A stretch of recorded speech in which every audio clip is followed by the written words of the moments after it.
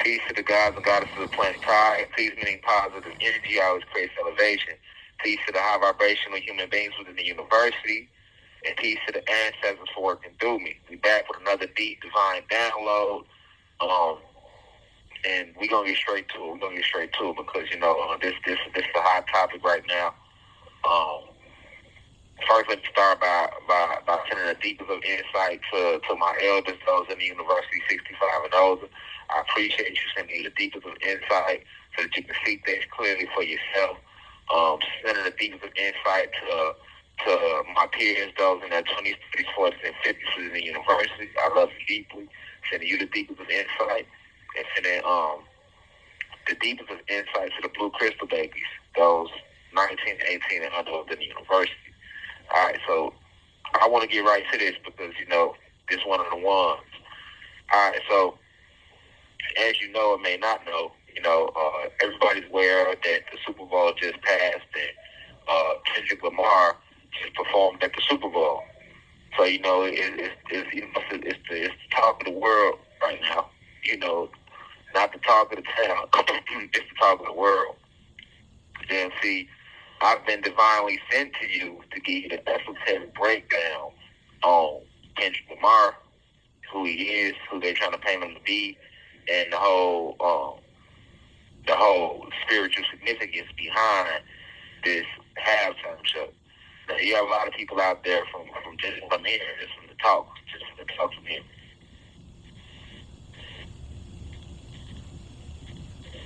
You have a lot of people out there that's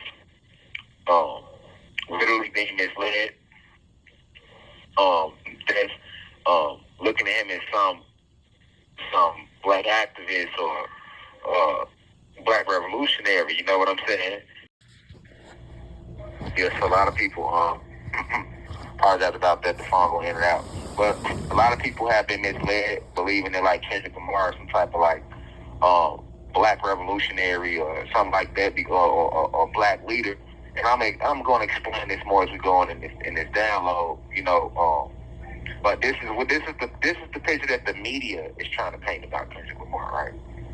So, I mean, even in here, you know what I'm saying? Because people got got TV. For people that don't know, I don't know if y'all think prison is like a place where motherfucker don't got TV or something that don't have access to the news and what's going on in the world. But yes, people have TVs in jails.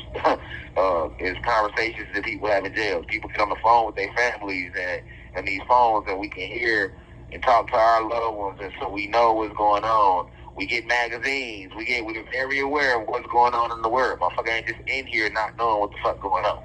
All right, so I mean, a lot of people been talking about it, right? A lot of people been talking about it to the point where they like putting him in his pedestal, like he a revolutionary or something, right? So me, I heard about it, and I was letting it slide. The first week, after the Super Bowl, I let it slide. You know what I'm saying? I heard about the Super Bowl halftime show. I heard people talking about what happened in the halftime show. And I heard about it, and I was like, all right, cool, whatever.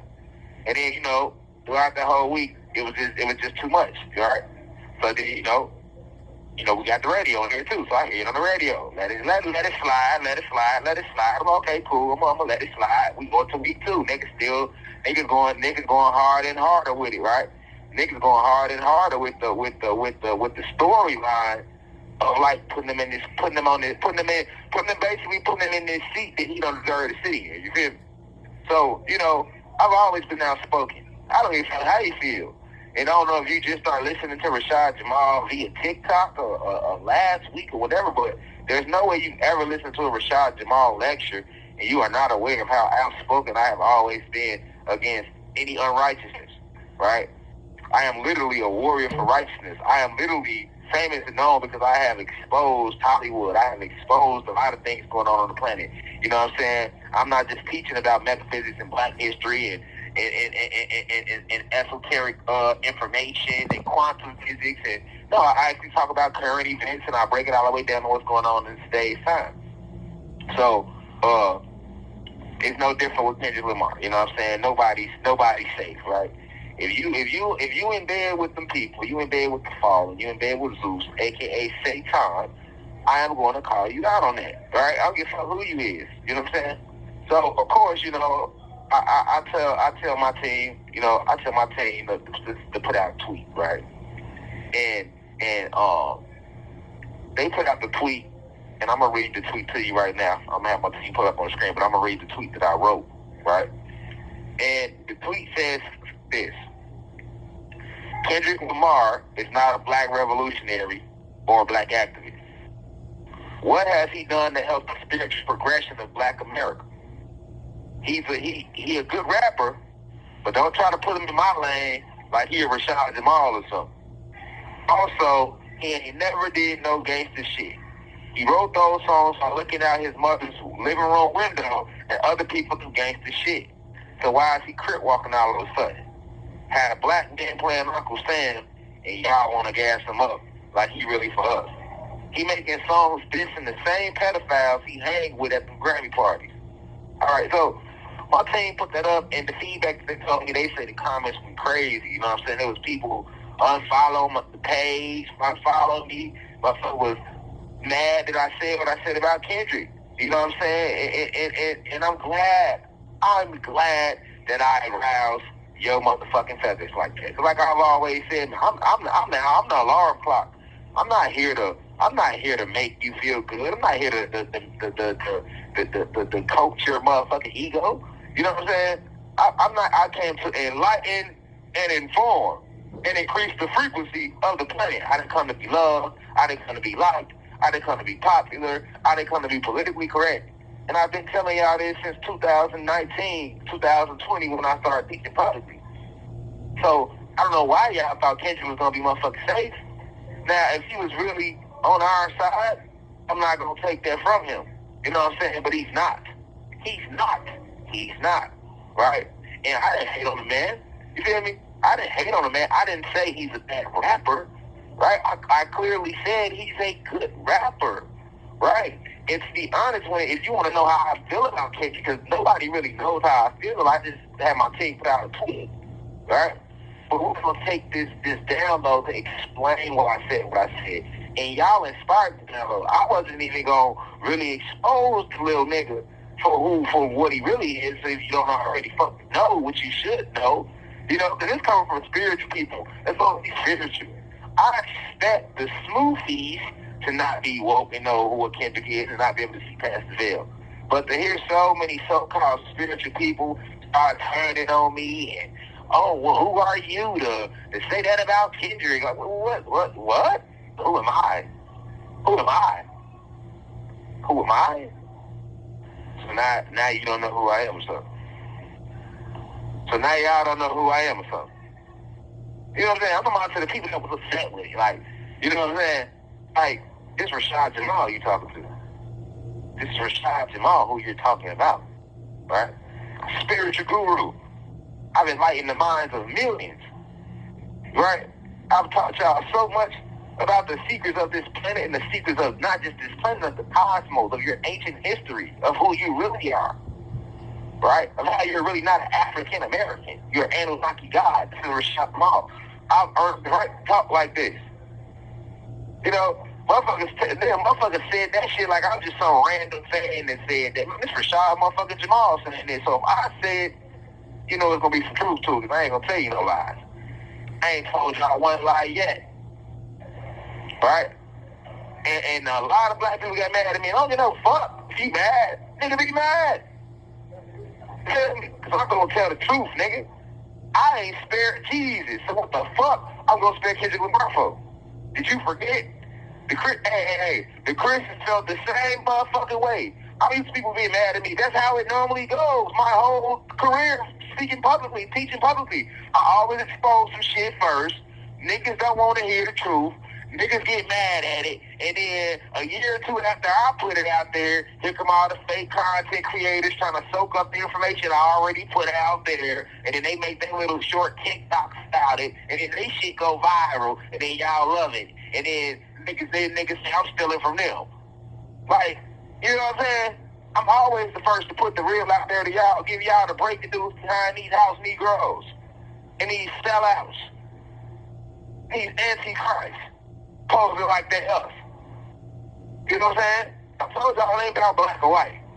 Give a fuck if you black, white. It's about your spiritual intent. Are you on the side of evil or are you on the side of righteousness?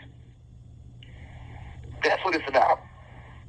And Kendrick Lamar is not on the side of righteousness. And I'm going to explain this to you. Because you got to understand some kinds of family. Let's focus in on something I said in the tweet. I clearly said that Kendrick Lamar is not a black revolutionary or a black activist. What has he done for the spiritual progression of black America? He is a good rapper. Okay, so we gonna break this down. This is my thesis right now. This tweet has now turned into a thesis, right? In this divine discourse this evening, right? So we gonna focus on keywords. I said he is not a black revolutionary or a black activist. No lies was told. Nobody was harmed during the making of the tweet. The truth was told. Now, what you must know is the fact that he is a good rapper. So I stated that he's a good rapper, right? I stated that he's a good rapper, but he's not a black activist or a black revolutionary. Let me repeat that again. I clearly said Kendrick Lamar is a good rapper, but he's not a black revolutionary or he's not a black activist. So where's the hate on that? Now, y'all so blind. Y'all be idol worshiping. You see what I'm saying? Y'all be idol worshiping. And because y'all are idol worshiping, because y'all are still attached to this matrix, you see how that tweet I put out there was like bait. I wanted to see who was all these so-called, so-woke spiritual people, but they hiding amongst us. See, they must be exposed, y'all. Because they be hiding them. I told you these motherfuckers camouflaging, right? Because they agents and they posing as spiritual people. And when I put that little tweet out there, that was the spiritual bait. Because real spiritual individuals gonna clearly be like, he ain't telling no lies. But the motherfuckers is fake, woke, and posing like they spiritual the whole time they not. They really all of angels within them, and they trying to hide amongst us. They been on that bait quick. He said they revealed themselves, they started transforming, and they started transforming quick. And right away they started transforming. Oh shit. Know what you mean? Kendrick Lamar ain't one of us. He one of us. This is attacking a real black revolutionary. This coming from a real black revolutionary that said this shit. You see, I ain't let no fake ass nigga walk in my shoes or none of our shoes. I speak for all the martyrs, the real black activists, the real black revolutionaries. You got a motherfucking sitting in jail right now for teaching y'all real truth, for exposing lies and how they lied to us in American history books, for telling y'all to get back to living off the land and talking to the animals and communicating with the plants. Did you forget? For exposing to y'all about the pyramids under the Bermuda Triangle. For letting y'all know we ain't no African Americans, man. For letting y'all know that we are currently living on Atlantis. For letting y'all know that mountains are tree stumps. For letting y'all know about getting back to winning your crystals. For letting you know that the ancient Egyptians were not white, they were black people. For letting you know that black and Latino people are not separate, we are the same species. Right? I said this, and you got these niggas taking up for a house nigga, trying to tell a field nigga. You know what I'm saying? You trying to tell a field nigga, you mad at a black revolutionary, black activist for calling another nigga out for pretending to be a black activist. Right? Now, if I said Kendrick Lamar wasn't a good rapper, then you can say I'm hating. Then you can say, oh damn man, what God on? I keep it so real over rich. I clearly said he's a good rapper, but he's not a black activist or a black revolutionary. Once again, I didn't tell one a lie. For what my team said, you had niggas quoting Kendrick Lamar lyrics talking about, but he put this in a song. What the fuck does a song or winning a Grammy Award or performing at the Super Bowl got to do getting the land back? Got to do with fighting against evil and fighting against white supremacy and oppression and bigotry. We in spiritual warfare right now. Did you niggas forget? Did you forgot? Nigga make a song and you forgot. Now for you, now in your mind, he didn't like you on shit. We're gonna expose it in this lecture right here.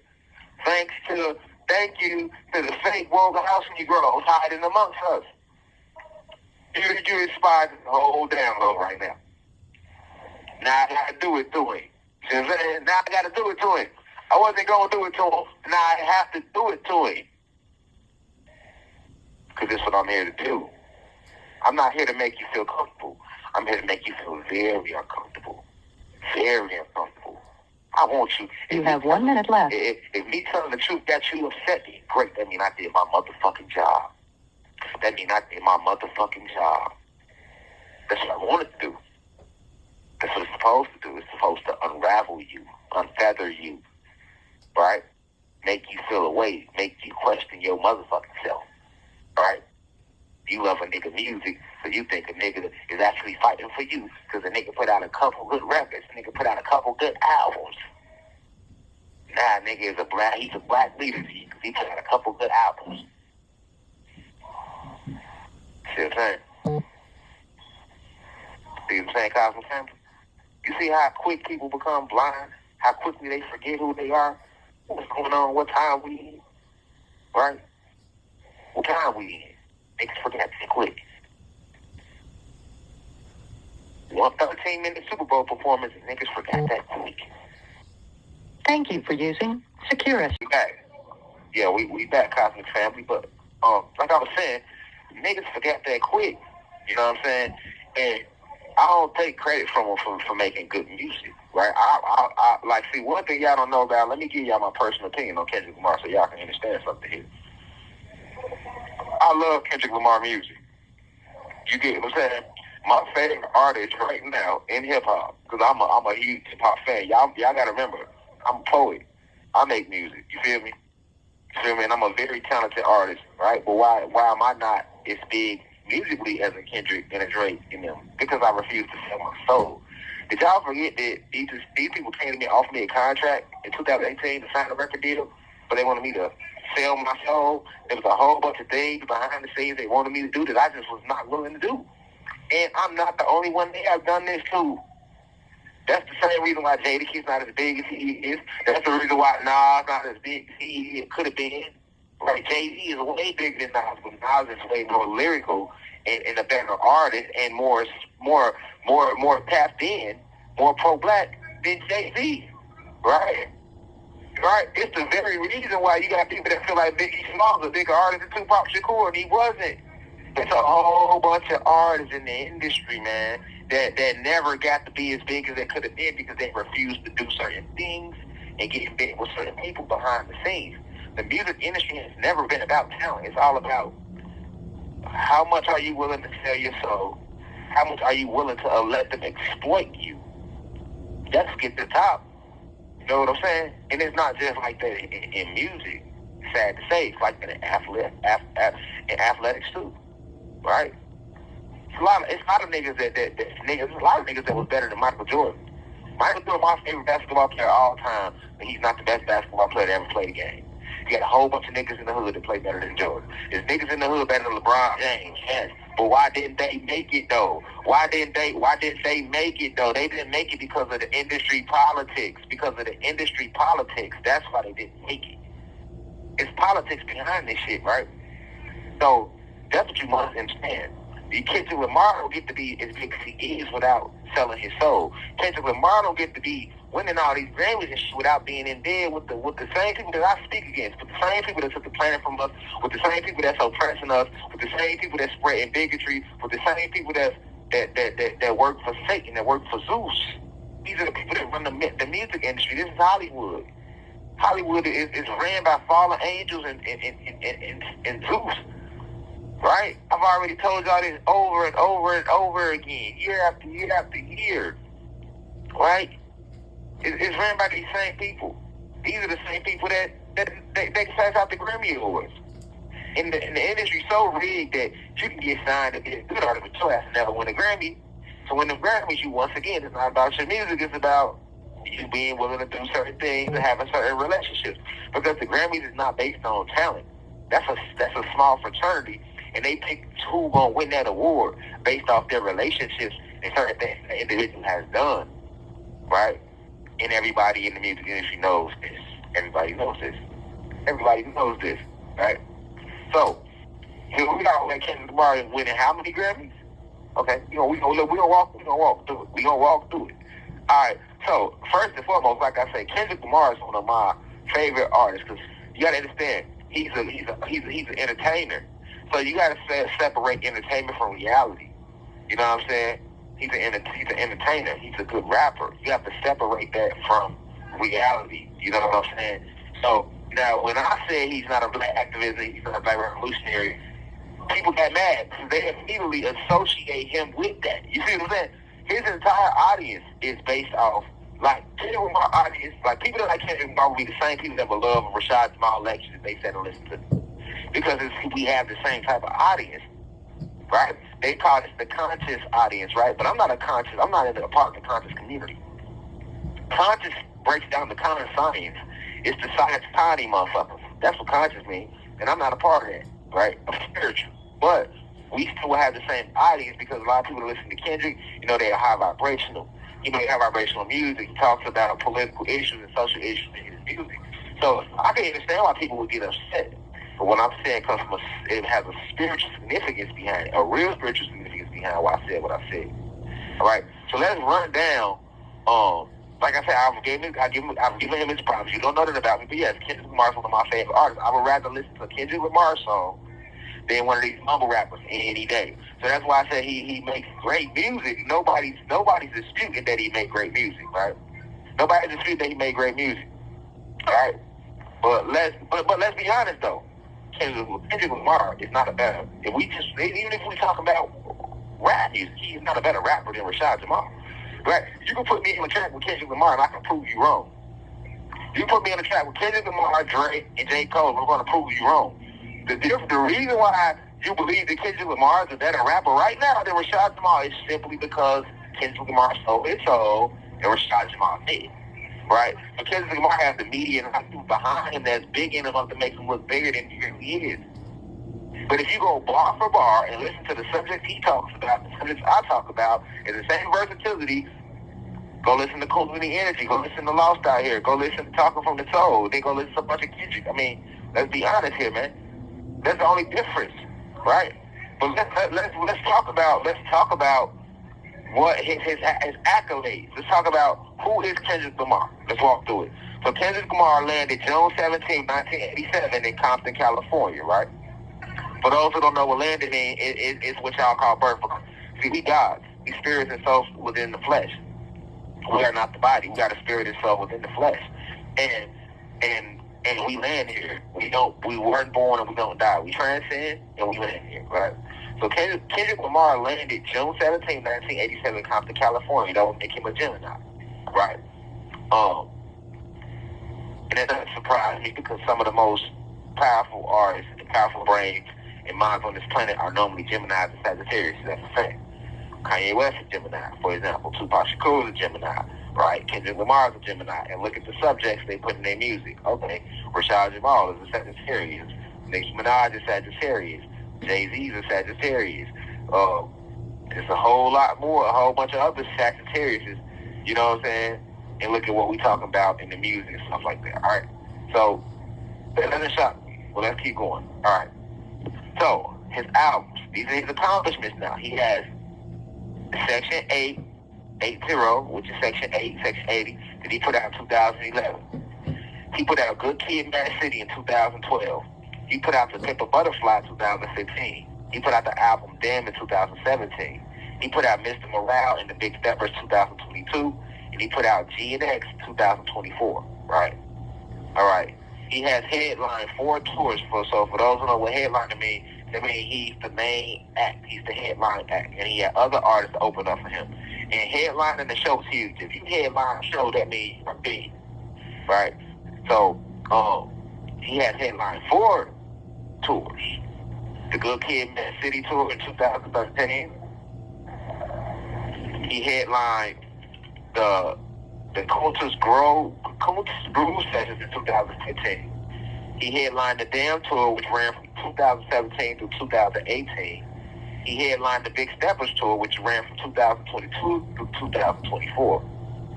He has co-headline, which is still big. He had another major artist headlining with him. He was co-headliner of 2 major tours. That being the Championship tour with TDE artists in 2018, and he's co-headlining the Grand National tour right now with SZA. Okay, they about to go on tour. So musically, that's huge. That's huge. You know, couple major albums, right, and major tours. That's big, right? That puts him at what you could say is like GOAT status, right, as far as the hip hop goes. All right, now this is what really elevates him to GOAT status, and this is why people got mad when I said he's not a black revolutionary or black activist. He's a good rapper because they think about his accomplishments in music. But let's acknowledge his accomplishments. We're acknowledging his accomplishments in music right now. Okay, he has won 22 Grammy Awards, which is the third most all time. We're gonna dive deeper into these Grammys too. He has won 22 Grammys. That's the third most all time. He is a Primetime Emmy Award winner. He has won 4 American Music Awards, 37 BET Hip Hop Awards, 11 MTV Music Awards, 7 Billboard Music Awards, 1 British Award. At the 58th Annual Grammys, he received the most nominations by a hip hop artist in one night with 11 nominations. Time magazine labeled him in 2016 one of the most influential people in the world. Okay, see, we talking influential. Now we're going into like black activism and black black revolutionary. And this is why I'm saying he's not a black revolutionary, black activist, because the media is painting him like this. Right, but we gonna keep going though. We gonna keep going about his awards though. So you see, listed as most influential in 2016. Time magazine now. This is the main media publication. We talk about Time magazine. Okay. In 2015, he was featured in the Ebony magazine and listed on the Power 100 list that honored leaders within the African American community. So once again, we're now leaving music and calling him a leader within the African American community. Even though we're not African Americans, we're calling him a leader within the black community. And so Ebony called him one of the top 100 leaders in the black community, and Time labeled him one of the most influential. So we were talking about revolutionary activism type shit. Right. So this is the reason I said he's not that. Stay with me. You don't understand why I said that. Okay.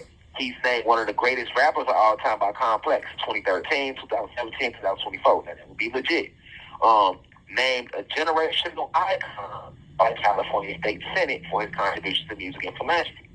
I can understand that. Once again, that's music. That will make sense. Named a Grand Marshal for the Compton Christmas Parade. Okay, so when you say Grand Marshal, you're dealing with a form of law enforcement, for those who don't know what a Grand Marshal is, right? Of a Christmas Parade. And he was presented the key to the city. So these are part of his accomplishments, right? So, but the only ones I have a problem with is Time labeling him most influential in the world and Ebony naming him one of the top 100 leaders within the African American community. You can't mix up activism with music. Those are two different things. But let's stay focused. We're gonna come back to all this. We're gonna tie it in later. All right. Okay, so Good Kid, Mad City, and the album Pimp Butterfly and the Damn album was named the 500 greatest albums of all time by Rolling Stone. Okay, Good Kid, Mad City was named the greatest concept album of all time. Okay, Good Kid, Mad City was also named the 7th greatest album of all time by Apple Music in 2024. All right, his song "All Right" was deemed the greatest hip hop song of the streaming era by Spotify. All right. And I don't even agree with that. He's a great artist, but All Right is not the greatest hip-hop song in the streaming era. But this is the shit I mean when I say when you deal with these people, they gonna write shit like this. You don't get certain accomplishments handed to you that ain't supposed to go to your name because you have to paint a picture about you, right? It still doesn't take away from the fact he's a great artist, but they over dick riding right now, or they glazing it, as they call it now. They glazing, right? Okay. Damn is the recipient of the 2018 Pulitzer Prize for Music. All right, so he's actually won a Pulitzer Prize for music. The Damn album won a Pulitzer Prize for music. And he's the only hip-hop artist to ever do that. All right? We're going to explain why later in the lecture. Okay? Some of these things, these credentials that they're giving him, he won't get them if he hasn't formed certain relationships with certain people. If he hasn't did a lot of soul selling. You get what I'm saying? Because they don't give you these awards based on your talent. They give you these awards based on who they can control. See what I'm saying? Who gonna suck the most dick? Who gonna be quietest? Right? All right, well, let's keep going. Kendrick Lamar is only the 5th man ever to appear solo on the cover of Harper's Bazaar. And if you don't know what Harper's Bazaar is a women's magazine. And Kendrick Lamar is only the 5th man ever to appear on the cover of that magazine. Nobody else in hip-hop has ever done that type of shit before. So you got to ask yourself, why? We're going to get to that in a second. Okay? So everything I just listed, those are all Kendrick Lamar's music accomplishments. And that's enough to make him be labeled a great rapper. And we can call him one of the greatest rappers of all time. And I'm okay with that. You know, Kendrick Lamar, Drake, J. Cole, you know, yeah, they can go down as the greatest artists of all time. Right? They can go down. And I love, even though Drake don't write all his music, I've always been a huge Drake fan. Kendrick Lamar actually writes his music, so I've always been a huge Kendrick Lamar fan. And he puts messages in the music, so I love Kendrick Lamar music. I love that. I love his music. And I love J. Cole. I honestly feel like J. Cole is a better artist than Kendrick Lamar. But the difference between J. Cole and Kendrick Lamar is J. Cole refuses to sell his soul and go that extra step. But had he went that extra step, he'd be getting all the credentials that Kendrick Lamar. See what I'm saying? That's a good example right there. I think J. Cole might have maybe 1 Grammy or some shit. See, that's the thing. Like, they'll give you a Grammy. You could even get up to $30, $40, $50 million without selling your soul. But once you reach a certain level, you're going to have to sit down and have a conversation with them people, man. You know what I'm saying? And a lot of people don't understand this. They think, as fans, they think that, when these artists get these awards or when artists sign these record deals and they blow up, you thinking it's strictly about talent. It has nothing to do with talent. You know what I'm saying? It has nothing to do with talent at all. You know what I'm saying? Now, we in the YouTube era where you can put your own music on YouTube and blow up. Yeah, yes, you can do that. You can reach that type of level. But when you get to a level, you on Time Magazine, like the Kendrick Lamar, you being named and having the greatest song in the streaming era. And I love All Right. I love that song, right? I love it. The messaging and everything. You know what I'm saying? I love it. However, you got Spotify saying that's one of the greatest songs of the streaming era? Come on now. Are you serious? We talk about just from song point of view. That cannot be the greatest song of the streaming era. That just can't be true. You know what I'm saying? Like, it's a good song. I love the song, but I'm a true fan of hip hop. So when I judge music, I'm not gonna just judge it. I'm not gonna be biased. I'm gonna be honest, right? But these is once again, we all talk about music here, okay? You know what I'm saying? We talk about music here, okay? Now, when you get you're not gonna see a lot of artists on the cover of Harper's Bazaar, right? Because you have to have a certain relationships to get on that cover. Shit, Drake never been on that cover, and that's what I'm gonna get down to. Now, let's not forget, y'all, why is all of a sudden Kendrick Lamar this last year getting so much hype and being held as like this new huge black activist? Because a lot of fans, he never said he was a black activist. Kendrick Lamar don't gotta say he's a black activist. The media is saying that about him. It's never been about what you say about yourself anyway. It's always been about what the media says about you. The media creates the narrative. You ain't gotta say shit. He also ain't got up there and said, I'm not a black activist, I'm not a black revolutionary. No, he tried to walk in the shoes. And that's why when him and Drake was going back and forth and they battle, I agreed with Drake when he said, you trying to act like you were this black activist and shit, and you're not that, dog. That's true. It's no different than we know Drake don't write all his music, right? So we have to understand something. What's going on in hip-hop right now? The whole year was geared toward Drake versus Kendrick Lamar. And it was a huge distraction. Both of them niggas sell out. Both of them sold his soul. Both of them house Negroes. Right? Right? They not, like, speaking about nothing, no real options, no real incidents that's going on in the black community. They're not teaching us about our real history. They're not really speaking out against unrighteousness on the level that they could with the platforms that they have. They're not doing that. Not because they can't do it, because they just scared to do it. Right? Kendrick Lamar, the things he put in his music lets you know that he's very aware of what's going on. So why isn't he doing what Rashad Jamal do? Why isn't he doing what a young Pharaoh was doing? Why isn't he doing what a Yakee's doing out there? Even what a 19 Keys is trying to do out there. Goddamn, even the goddamn Billy Carson. Billy Carson, the only issue with him is that he trying to just make the message too he try to make it too universal. He don't let the white folks know that y'all ain't got nothing to do with Creed shit. You know, he's scared to say that. That's my issue with Billy Carson. Feel me? And my only issue with 19 Keys, like, dog, you got a platform. You can't after me, dog. If you a true God and you really for us, how can you let this happen to Rashad Jamal? You at least not speak about it. You got a voice. I'm not saying do nothing physical, but use your voice.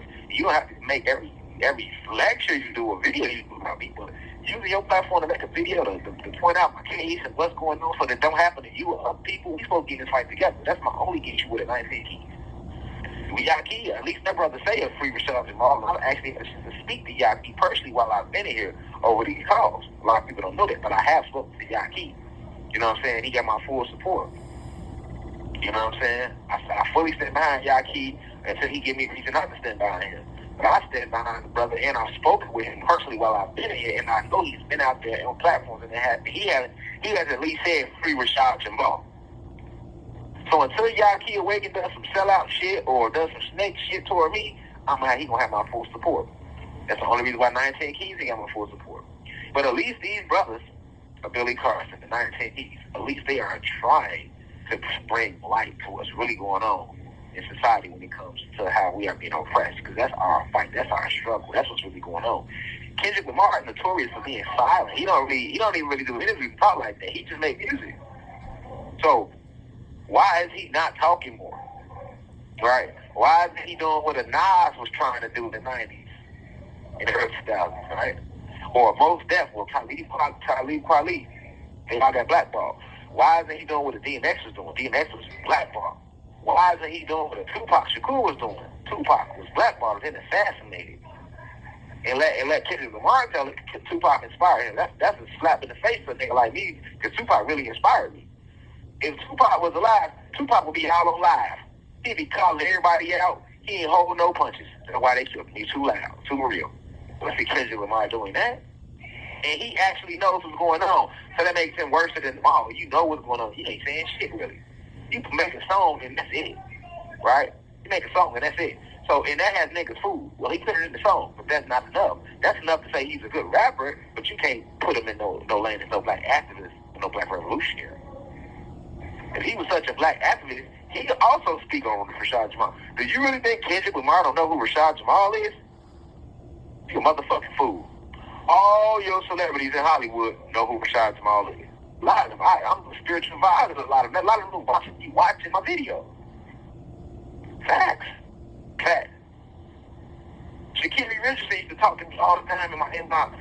Oh, I watch all your videos. When they, she's an example. When the whole world turned against Shakiri Richardson and was talking down on her because they said she was smoking weed and violated, I was the one that made a video speaking on her behalf, not nobody else.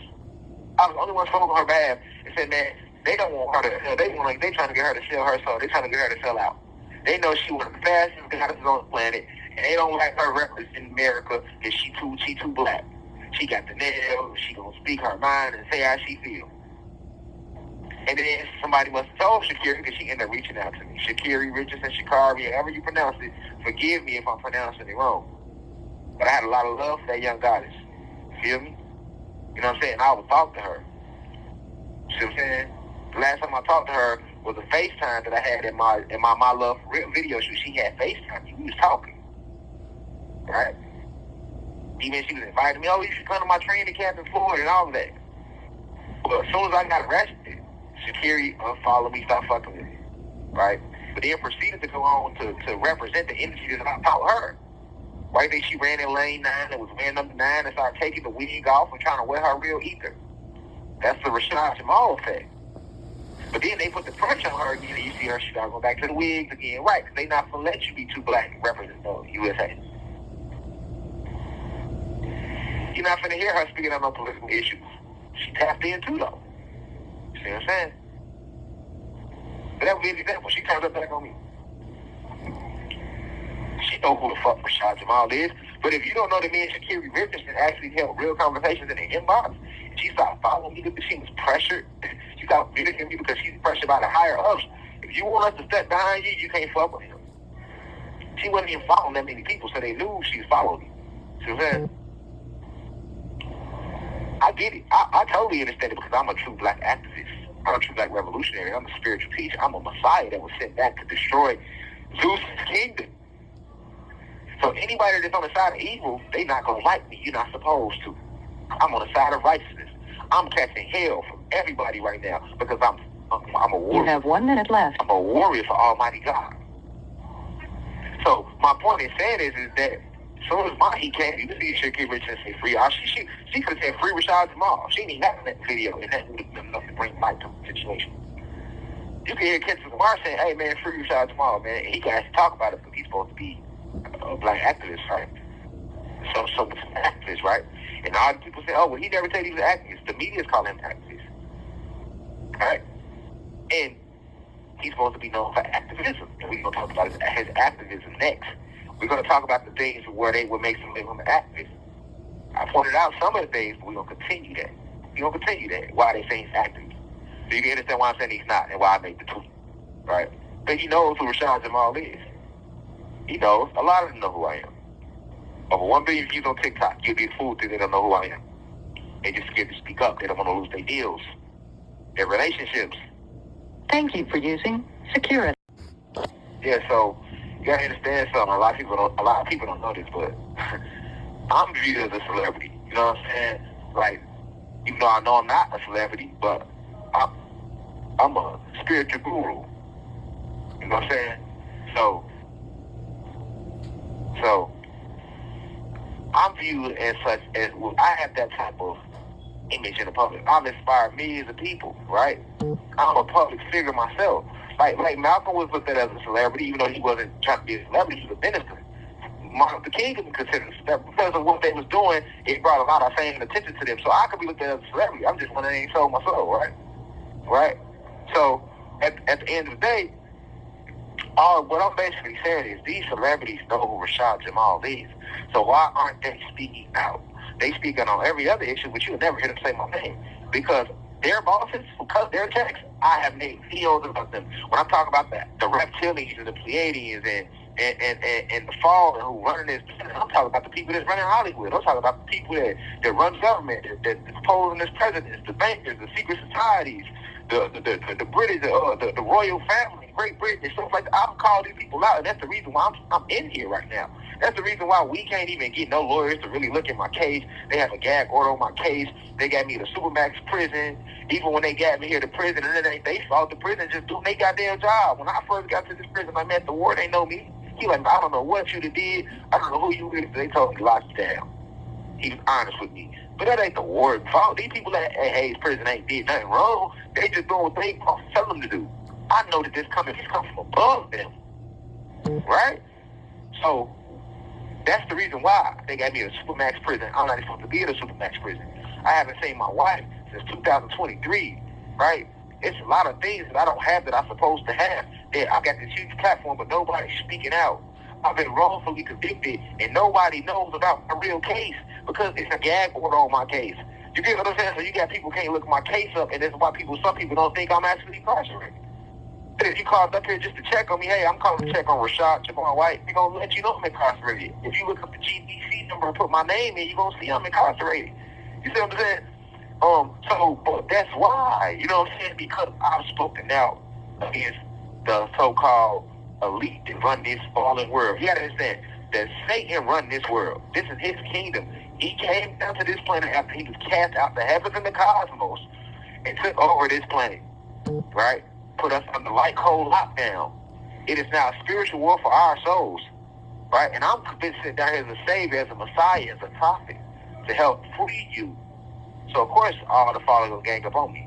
But these same followers, the people that run Hollywood, right? These are the people I speak out against. So I understand why these celebrities won't say my name. Because they don't want to lose their record deal. They don't want to lose their endorsement deals. They don't want to lose being put in Time magazine. They don't want to stop getting invited to the Grammy Awards. They don't want to go through that. They don't want to go through that. You get what I'm saying? They don't want to go through that. Cosmic family. They don't want to go through that. See what I'm saying? They don't want to go through that. So they don't want to go through that. And I get it. You see what I'm saying? I get it. But y'all gotta get it. Y'all must get it. Y'all must understand why why I'm saying what I'm saying when I spoke about what I said, right? When I said what I said about Kendrick Lamar, right? So I'm in position to say he's a sellout because I know he is. But saying I don't like his music, I love his music, I cannot shy away from the fact that he has sold out. He has signed record deals, right? He has went on to win Grammy Awards and stuff like that. You don't get that without selling out, all right? But let's talk about activism, right? Let's talk about activism. Let's stay focused. So, activism, right? This is the things he got done activism-wise for those who, Kendrick Lamar never said he's an activist. The media says he's an activist. So this is why he has an activism column on Wikipedia. You see what I'm saying? I know this because I used to look up artists and stuff like that when I was out there. But activism. This is his thing he's known for his activism. He was a supporter of the Black Lives Matter movement, which that would count as activism because I supported that movement too until we found out who was running it behind the scenes. In 2012, he supported Frank Ocean coming out. I don't consider it being activism. I do support all. I don't care if you gay or straight, rich, poor, gang member, not a gang member, white, black. I don't care about that. You know, this message is for everybody. So I don't have no issue with nobody that's gay. I know it's not right though. I know that because you got to be able to procreate. If two men can't procreate, two women can't procreate. However, I also know that was forced on us. So if somebody is gay, I'm not going to be upset with them for being gay. I'm not going to cast them out for being gay. That's their sexual preference. That has nothing to do with their spiritual intent. Some of the most positive people on the planet is gay people. Some of the most realest people you'll ever meet in your life is people that's gay because at least they're not scared to be themselves. You get what I'm saying? Then that's a fact. And that has nothing to do. I mean, just because you gay don't mean just because you straight and not gay don't mean that you got a good toe. It's a lot of people that's not gay, and they're some of the most evil people on the planet. You got a lot of people that's gay, and they righteous. They sexual preferences, they like the same sex, right? But we know this was forced upon them, even if they don't know that, all right? But so he supported Frank Ocean coming out. I still don't consider it as activism, okay? He was critical of Donald Trump in 2016. Pay attention to that because I gave y'all a lecture exposed on who Donald Trump really is. He's actually a alien. And they used Kendrick to speak out against Trump. Exactly. And who's the one of the only people that was speaking out for Trump, who's a real activist who can be considered a black revolutionary, who's considered as crazy and has been cast out as Kanye West, who was the first to publicly speak out.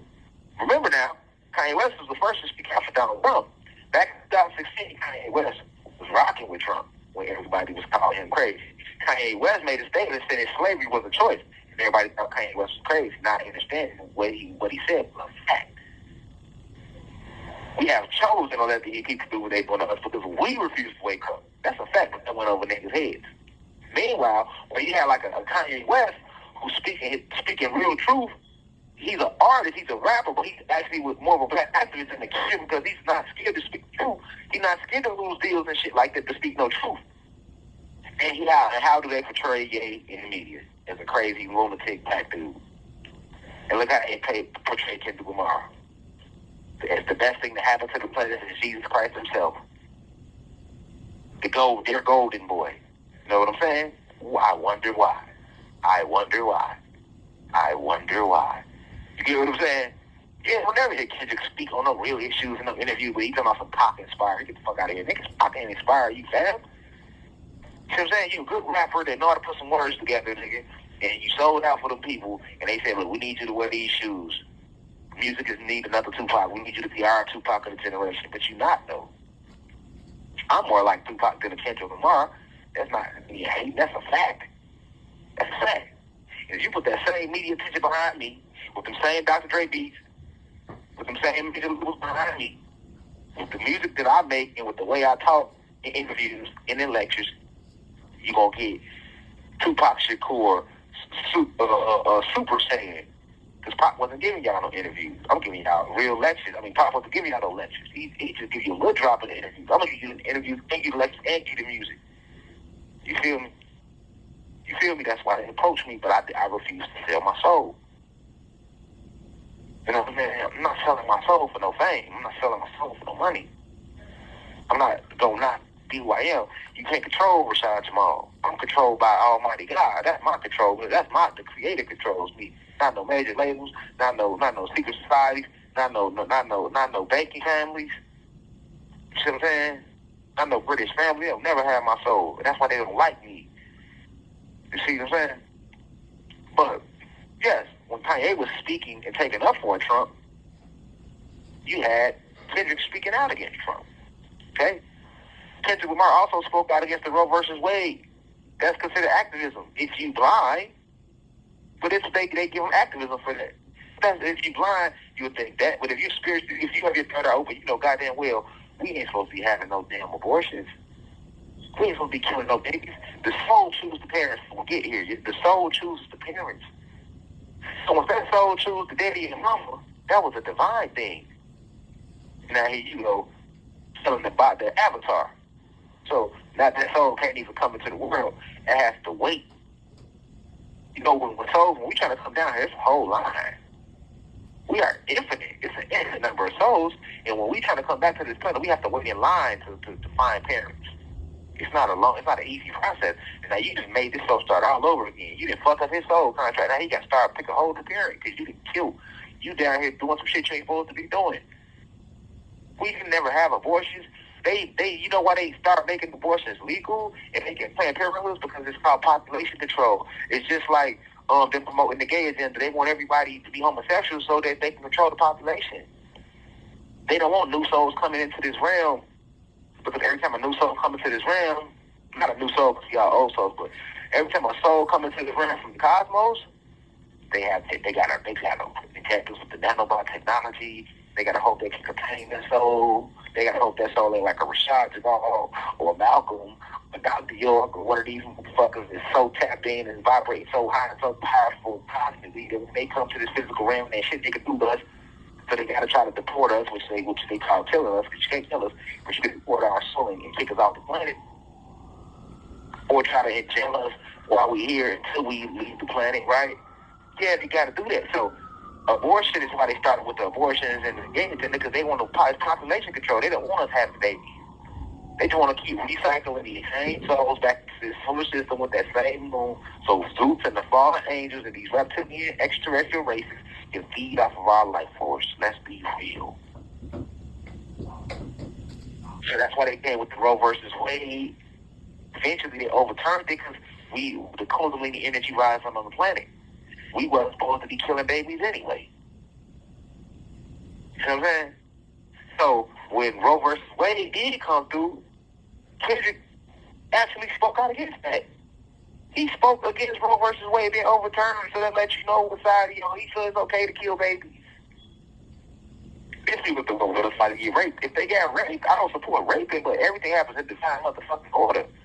The rapist is wrong, but you having the baby is still a divine thing. You're not supposed to kill the baby. Oh, well, what if somebody got pregnant and they wasn't ready to have a baby? Well, you actually having sex. You getting pregnant is a divine thing that ain't got nothing to do with you. But if you vibrate low, you think, oh, well, I stuck the dick in the pussy, or I let him nut me, so it's my body. Man, you know how many people have sex and never have a baby? We can fuck all day, and you never get pregnant. But if you get pregnant, that means it was a divine thing. Divinely ordained. So you're not supposed to intervene with that. And when you kill that baby, you're intervening with that. But yet you got Kendrick Lamar who actually spoke out against Roe versus Wade. So that means he's against he believes that you should be able to get abortions. Come on, man. How does somebody that's spiritually woke? Are you serious? But you believe that though. You believe he's a black activist or black revolutionary. He's not. Are you serious? But let's keep going. He headlined a bunch of charity concerts. I guess I got niggas feeling like he activist. Okay, that's cool. You headlined some concerts and you gave him money to charity. That's cool. All right. Donate it to the Red Cross. That's a red motherfucking flag. Like he was speaking out against Trump. He was speaking out against abortions being banned. Them are red flags. Donating to the Red Cross is a red flag. What the fuck is you sending money to the Red Cross for? We know who owns the Red Cross. And you do know what that Red Cross represents, that emblem, right? That represents the blood of Yahshua when they killed Yahshua and placed him on that cross. So that's why they even used the name of the Red Cross. That's a whole other lecture. Do not get me started. This shit runs deep. But since y'all want to talk shit, I'm going to expose this shit for what's really going on with y'all antichrist. And that's exactly what Kendrick Lamar is. He's the antichrist. Fact. All right. So he donated $50K to another location. That's cool. Performed at a toy drive in Nickerson Gardens. And performed at his own toy drives in Compton. That's cool. But let's do on a toy drive here. Toys don't do nothing but distract kids. They don't need toys. They need enlightenment. Look beyond the veil. You know what I'm saying? Look beyond the veil. They don't need toys. They need it. They don't need toys. They need it. They need enlightenment. They don't need toys. They need enlightenment. They need enlightenment. They don't need. They need enlightenment. You get what I'm saying? So, what else is they saying he doing? He did a peace walk for George Floyd and Breonna Taylor. Okay, that's cool. He did a peace walk, but let's be real. Did he elaborate on why? What happened with George Floyd? Did he speak out against the police brutality of Breonna Taylor and George Floyd? Because Rashad, and I'll use myself as an example, because let's keep in mind, I'm a true black activist. And I was on the front line when George Floyd got killed. I was actually in the protest. See what I'm saying? So when you get to talking black activists and black revolutionaries, now you're in my lane. Now that's when you have to compare Kendrick to Rashad Jamal, because Rashad Jamal the one saying this.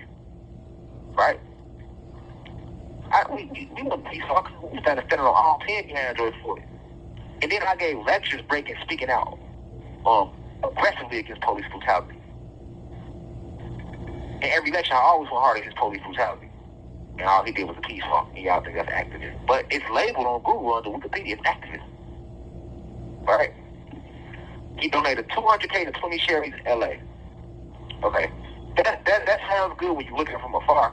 But when you look up and understand that Kendrick Lamar, it makes between $3 million and $6 million per show. Right? And he's been rapping since 2010. And all he did was donate $200K to 20 charities in LA. That means he gave $10,000 to 20 charities. $10,000. And you've been making $3 million to $6 million per show. You was just on 2022 to 2024. Your albums are the top selling, and you've been a top artist over 15 years. What's $200,000? We can count it as philanthropy, but at the same time, you gotta be real with yourself. It's not like he gave him majority of his all. Like when I was giving $1,000 away on live, $1,000 to the homeless. You know what I'm saying? I wasn't making $1 million a month. I tell you that $1,000 was a lot, right? But I'm saying that to say, when you talk great rapper, that's like somebody said I'm a great rapper. You can say I'm a great rapper, but if you say, oh well, Kendrick's a better rapper, you could probably even say it as all the awards, and I wouldn't even be upset with you if you felt that way. But when we talk about activism and black revolutionary, that's my lane. You know what I'm saying? And we don't over here this lane. Accolades is not what make us great. When you're a black revolutionary, a spiritual teacher, a black activist, accolades don't make us great. How many lives have you changed is my accolades. How many souls have you led from their lower self to their higher self? Those are my Grammys. Those are my Time magazines. Those that have you done, and you haven't done more than Rashad Jamal. Kendrick Lamar has not enlightened more souls than Rashad Jamal. Kendrick Lamar has not done that. So when Rashad Jamal says, hey, you in my lane, don't try to put him. I'm talking to the media, and I'm talking to Kendrick Lamar. I'm trying to put him in my lane. Like he a Rashad Jamal, like he a Young Trevor, like he a Dr. York, like he a Yaki Waken, like he a Dr. Sebi, like he a motherfucking Big Yahweh, like he a Malcolm, like he a Mark, like he a Marcus Garvey, like he Elijah Muhammad, like he a Dr. Duce. You feel me? Like he a Tupac Shakur, like he a Nipsey Hussle, because he's not in that lane. He's not in that lane. So don't put him in that lane. Right? But the media trying to put him in that lane, because they steal y'all's soul. They're trying to mislead y'all with a false prophet, with a false messiah. And I see through it. And I'm not having it on my watch. Give a fuck who get mad. He's a good rapper, but when we talk about an activist, true black activist, a true black revolutionary, he's nowhere near that. He's never been there. He's too quiet to be that. He's too passive to be that. He's too yes sir to be that. Real black activists are performing a motherfucking Super Bowl. Real black activists ain't winning no Grammy Awards. We gonna get to that later though. Because Tupac Shakur was an artist that's actually a black activist. And do you know that Tupac Shakur never won a Grammy Award? Never. You gonna tell me Tupac Shakur ain't got greater songs than Kendrick Lamar? You sound crazy. Y'all must have motherfucking forgot. You put the fake shit in front of y'all face alone, y'all forgot about real shit. Tupac ain't never won a Grammy. And Nas, all the great intellectuals he put out over the years, he only won one Grammy. Why is that? Why is that? And I love Jay-Z to death, but Jay-Z's a house nigga that sold out too. That's why Jay-Z got the most Grammys of all time, and Nas only got one. And Pac ain't got none. Come on, man. Let's wake up today, not tomorrow. Let's separate art from reality, man. Right? He's a good artist. We'll get him a good artist. But let's not start talking this black activist shit. Let's not talk about this true black revolutionary people that fight for our struggle. That's what y'all saying. Oh, he put so many messages in the Super Bowl. Oh, it was so spiritual significance. You got content creators. See how what I mean? Fake woke. They dropping videos in the spiritual community saying this shit. Come on now. Y'all letting this shit spill into the community with this shit. It's entertainment, man. Niggas an entertainer or rapper. He's a puppet. He's an actor on the stage, man. Say he's a good entertainer.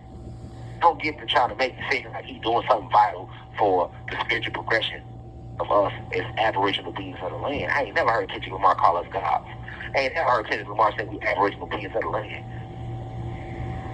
He ain't teaching y'all no shit like that. But the grandmaster teacher who told you that, you turn on me, this house Negro. Because he makes good music and make what? But that's what niggas do. And I wish the way I heard social media got pissed off, I wish I also did that for me when they wrongly convicted a nigga, or when the media called me a co-leader of how I'm sitting in Supermax prison. Ain't nobody said shit. Right? And the last thing that they give him, they say he donated to Habitat for Humanity. We're going to come back about that. We're going to dive into Habitat for Humanity. Because if you don't do your research, all this shit kind of sounds good under activism. But the red flag is him speaking out against Roe versus Wade, him criticizing Trump, him donating to the Red Cross, him only doing a peace off Breonna Floyd, speaking more on it, speaking out against police brutality. You walking in silence, nigga. We don't want to see no niggas marching in silence, nigga. Martin Luther King, at least he marched in silence, but he still sold out. That's why they assassinated his ass. Who used in the history that was for us and was really against oppression and did not get assassinated or did not end up in jail or did not get at least criticized severely? We just watched them take every day from Kanye because he made a comment and they made them anti-Semitic. We've seen it time and time again. But you believe Kendrick is a savior? Are you serious? But listen though, we're going to dive deeper into him donating to Habitat for Humanity. Yeah, we back. All right, so we ended last part talking about the Habitat for Humanity, and I was explaining how Kendrick Lamar has, I was making a comparison to him from Kendrick Lamar to other actual black activists, and if you Google the definition of a black activist or an activist in general, an activist is anybody who campaigns to bring about political or social change. That's an activist. So, black activist is just when a so-called, as they like to title us, African American or Latino American does it. So that's where you get the term black activist from. So, a black activist is not limited to, a certain category. Like, for example, you could be an athlete and still be a black activist. You can be an artist, how Kendrick is an artist and still be a black activist, Myself, I'm a poet, right? I don't consider myself a rapper. I don't consider myself more of a poet, even though I put my poetry over beats. But I'm also would be considered a philosophical institution to help bring about spiritual enlightenment. And I use these lectures and these divine downloads that I give to the masses to help bring about political and social change. This is why my incarceration, I can literally be considered a political prisoner because I'm a black activist as well. Because I'm using my throat chakra and I'm using my information about the cosmos and our history. I'm basically using things I teach about to bring about a change or a shift in the paradigm politically and socially, right? All right, so when I speak about Kendrick, you have to understand we have to hold him to that standard. Let me go back in the lecture when I told you they had already titled him earlier when I said, hey, he was listed as one of the top 100 African American leaders, right? Okay, so that means they are looking at him as a black activist in the media. I'm pretty sure if you Google rappers that are activists, I'm pretty sure Kendrick Lamar's name is going to pop up. However, he would be the most successful artist that's labeled an actual activist. Jay-Z isn't labeled an activist. He will be more of a philanthropist because he's somebody who does a lot of donating back to different things and situations, which I would be a philanthropist too because I donated back to the homeless and to charity and things like that, and I'm big on giving back as well, so that makes me a philanthropist as well, right? But I'm saying this to say, we have to understand that Kendrick Lamar is really like the new age antichrist. That's what they're trying to paint him to be. And it might not seem like that right away. I get it because they putting a nice little sugar coat on top of it like they always do, but I'm here to give you the fine download on what's really going on. So, like I say, when you look at Habitat for Humanity, which is an organization, a nonprofit organization that Kendrick Lamar donated to, and you can Google these facts about Kendrick Lamar, if you do not know who Habitat for Humanity is, then it doesn't stand out. It doesn't ring a bell. It doesn't do anything. And I have my team put us up on the screen right now. Habitat for Humanity. So they'll put it up on the screen right now. And we're gonna dive deep. As Ralph Smart say, peace deep divers. Just breathing that good ass planet baby, right? Like shout out to Ralph Smart, right? So we're gonna dive a little deep right now. I'm gonna show y'all how far the rabbit hole really goes. I'm about to hurt a lot of feelings right now. But it's a job that must be done because when I made the tweet, instead of y'all respecting the God in my insight, I was attacked. So when you attack me for speaking truth, now I'm gonna go even harder. I'm gonna go even harder to make my point, to prove my point, to let you know that I don't just talk to be talking. If I speak on something, I'm divinely inspired to speak upon that subject. I don't move on my own accord. I move based upon the divine will of the Most High, the divine will of the ancestors, the divine will of the infinite Creator, the infinite Mother, the infinite Father, Oladumare, Ishwara, Almighty God, whatever name you want to call the Creator, I move upon that energy. All right? All right, so let's talk about Habitat for Humanity. Let's dive deeper. So who is Habitat for Humanity? It's a nonprofit organization. We know that. But if you really want to get to the bottom of it, we could jump around the extra chunk around the surface. Let's look at who is the president or the CEO of Habitat for Humanity. Well, the CEO of Habitat for Humanity is a king named Jonathan Redford, right? No disrespect to Jonathan Redford, but we just putting the facts out here. So Jonathan Redford is the CEO of Habitat for Humanity. So let's get a good look at Jonathan Redford. Let's put it up on the screen for the class. Right? And remember, right now, you're in the University of Cosmic Intelligence. It has no spirit. It's a spirit. Look, the University of Cosmic Intelligence is a spiritual and philosophical institution. It has no physical venue. Right? You're in a university now. Let's pull up Jonathan Redford on the chalkboard, class, shall we?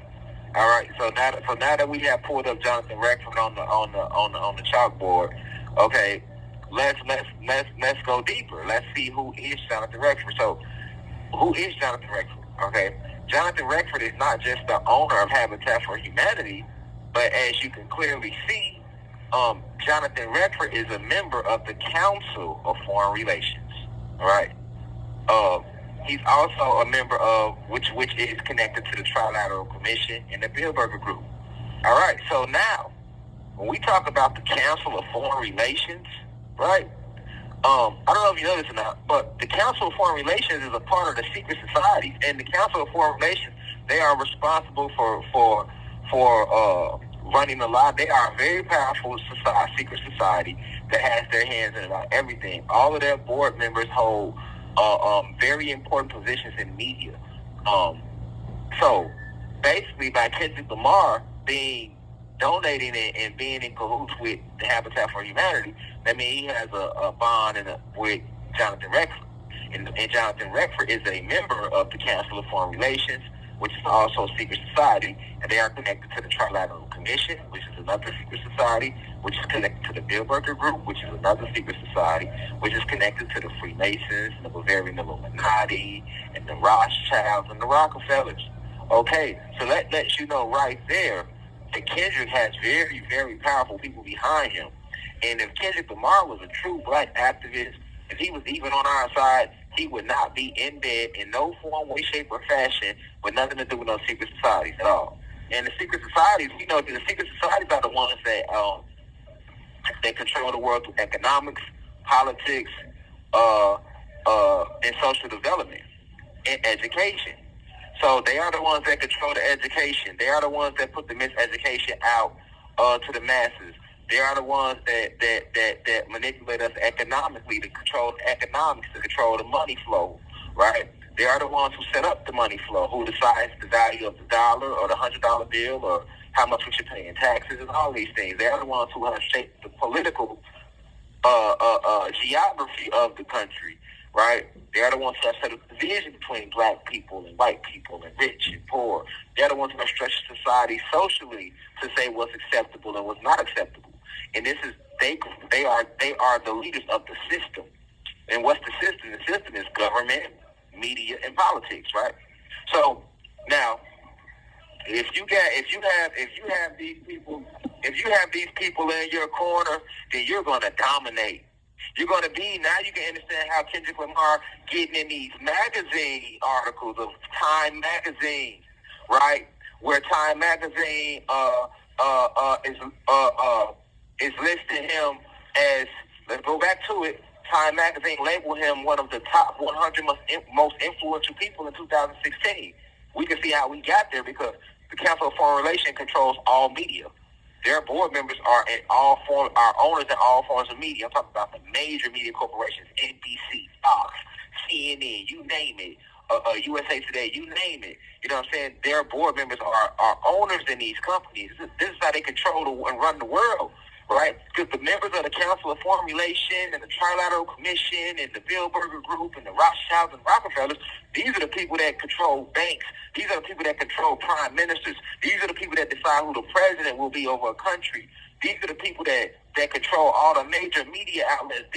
So by owning all the banking system, Federal Reserve and all of that, all they have their hands everywhere. These people are your judges in your courtrooms, your top lawyers sometimes, the owners of Fortune 500 companies, all right, principals at schools or the members of principals over board members for colleges and universities.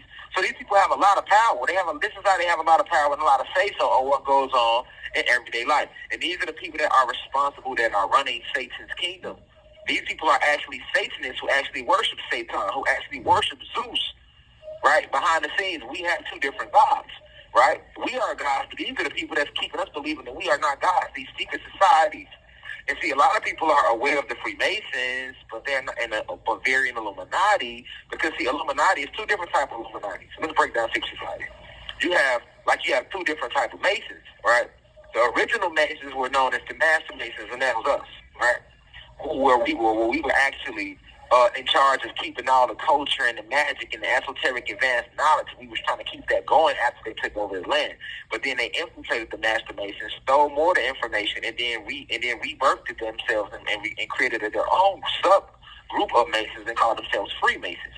Everything you see in Freemason, the 33 levels of knowledge and all these things, that's all esoteric Mason we've been having. They are called secret societies because they are guarding the secrets that control society. But these secrets that they are guarding is actually the esoteric information that we possessed anciently before they took the land from us.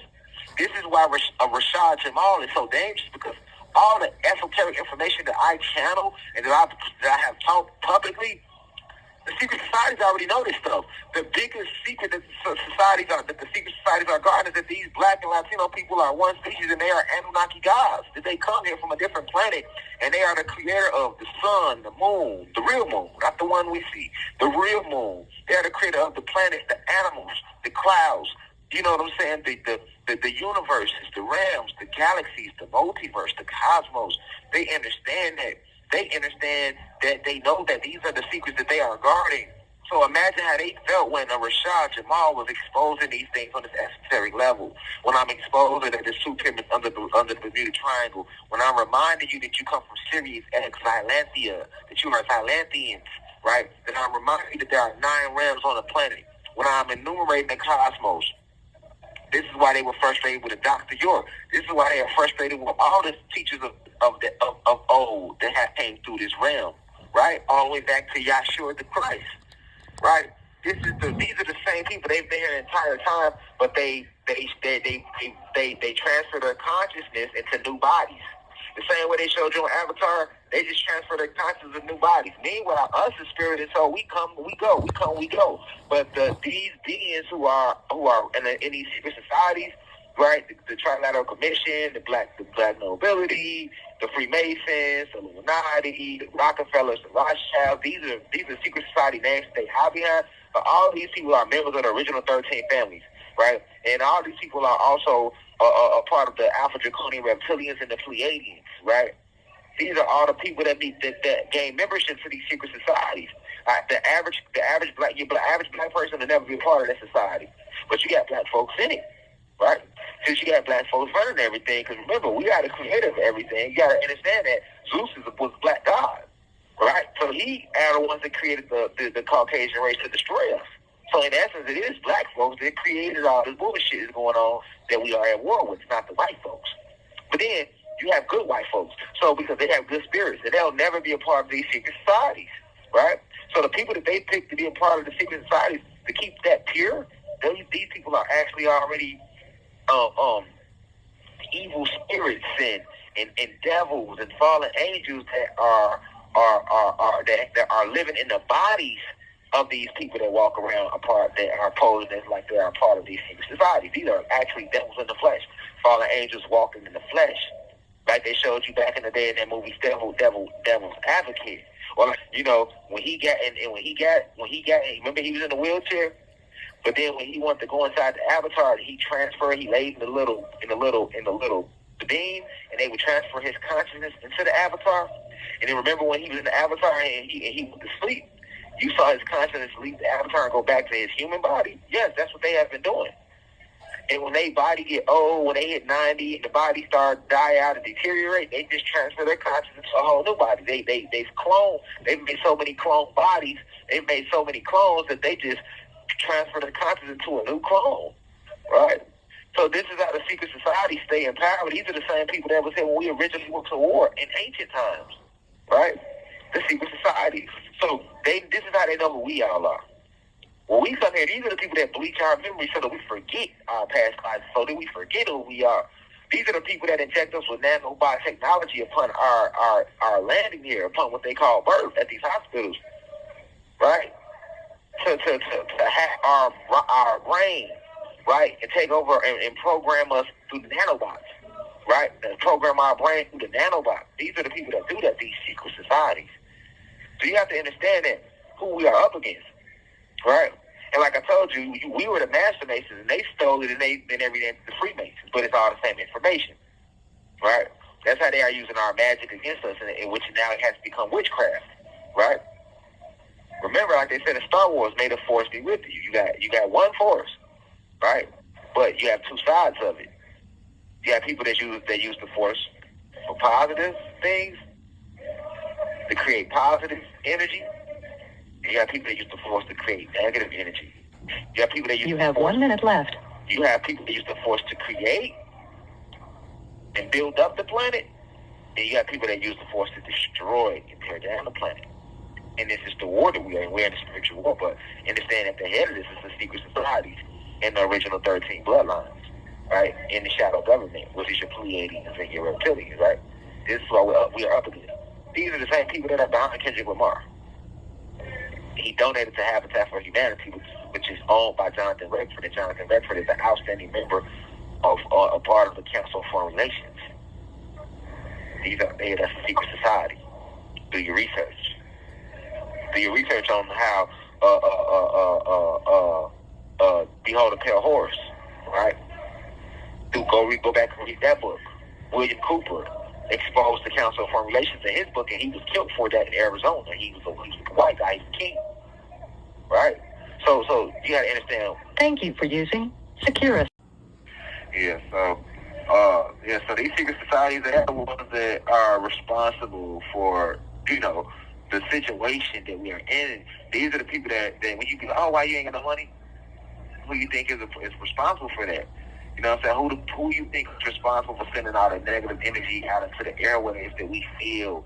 And because we have forgotten who we are, we don't understand that they are literally using frequency technology to shoot these frequencies into the air, and frequency travels along the airwaves. Sound travels along the airwaves. Frequency travels along the airwaves. You know what I'm saying? They are the ones doing it. They are the ones putting the ions in the sky. A lot of people don't understand ion technology. Ions, IONS. Yes, they put ions in the sky as well. And you breathe in these ions, and these ions are charged with a negative charge, right? So this is why we feel so much negative energy in the community every day. You know what I'm saying? These are the people why your family can't get along, what organized religion came from, you know, why there is even a money system, why we are not connected back with the animals and the plants and the minerals and nature, you know, why we don't know our extraterrestrial families, you know, the Syrians and the Lyrians and the Arcturians and these different Popultavians and these different the Nomos and Nagas and these so many different extraterrestrial races that we are not even familiar with, and they have us believing that UFOs is just some random shit they don't know about. Right? Why are they hiding that from you? Because that's your family. They know that they can help you. They don't want you connecting to them. Right? These are the people that keep trying to make it a race war like it's black versus white, and it's so much deeper than that. It's good versus evil. It's not about black versus white. It never has been. Right? These are the people that shadow ban my channel and shadow ban all true tellers channels out there. Right? These are the people that set up a voting system to make the masses believe that our votes matter, black and white. Right? These are the people that want y'all to look at Rashad Jamal as some cult leader. Like I told you, the warden and the work of this prison, these ain't the people that's doing this to me. These folks ain't did nothing to me. They just working their job. They are also in the matrix, and they getting calls down from these people that run everything. They don't know what's going on. I understand that. The officers that work out don't disrespect these officers. They just trying to make a check. You see what I'm saying? They just trying to feed their family. It's so much deeper than that. Right? Even the media that attacks me, although I don't like it, I understand these people just writers. They work for a media company. If you work at USA Today and your boss say put an article out on Rashad Jamal, you're going to do this shit or you're going to lose your goddamn job. I understand that. And then the person that owns USA Today, they say, hey, put this article out on Rashad Jamal calling him a cult leader. They got a call. See what I'm saying? Them calls coming from these 13 families. Hey, listen, because they own the media outlets. We need this narrative pushed about this Rashad Jamal guy because he's a messiah. He's a spiritual guru. He's one of the original 23 scientists. In his last lifetime, he came to his Tucson Louverture and led the Haitians in the Haitian Revolution. We know who he is. Same soul, same spirit. He's back now in a different avatar. We know who the little nigga is, though. See what I'm saying? Because they know who everybody is. So I'm trying to get y'all to see that. And these are the people that's behind Kendrick Lamar. So how could he be a black activist, or how could he be for black people when he's donating to Jonathan Redford's nonprofit organization, and Jonathan Redford is a part of the secret societies? Right? But if you don't do your research, you don't know these things, Cosmic Family. But it's a fact, though.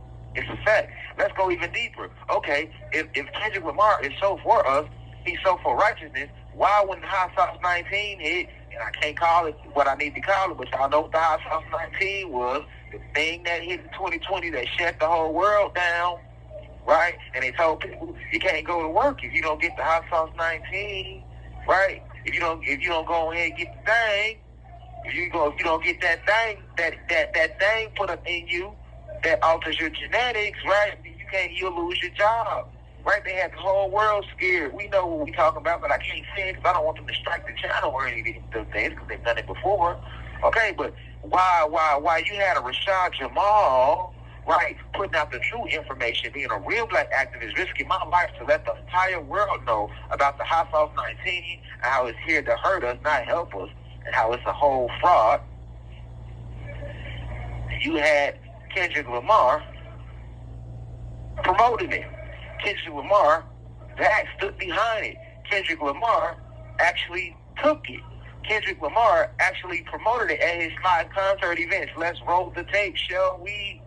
Cosmic Family, roll the tape. Pull it up on the board for the class to see out there.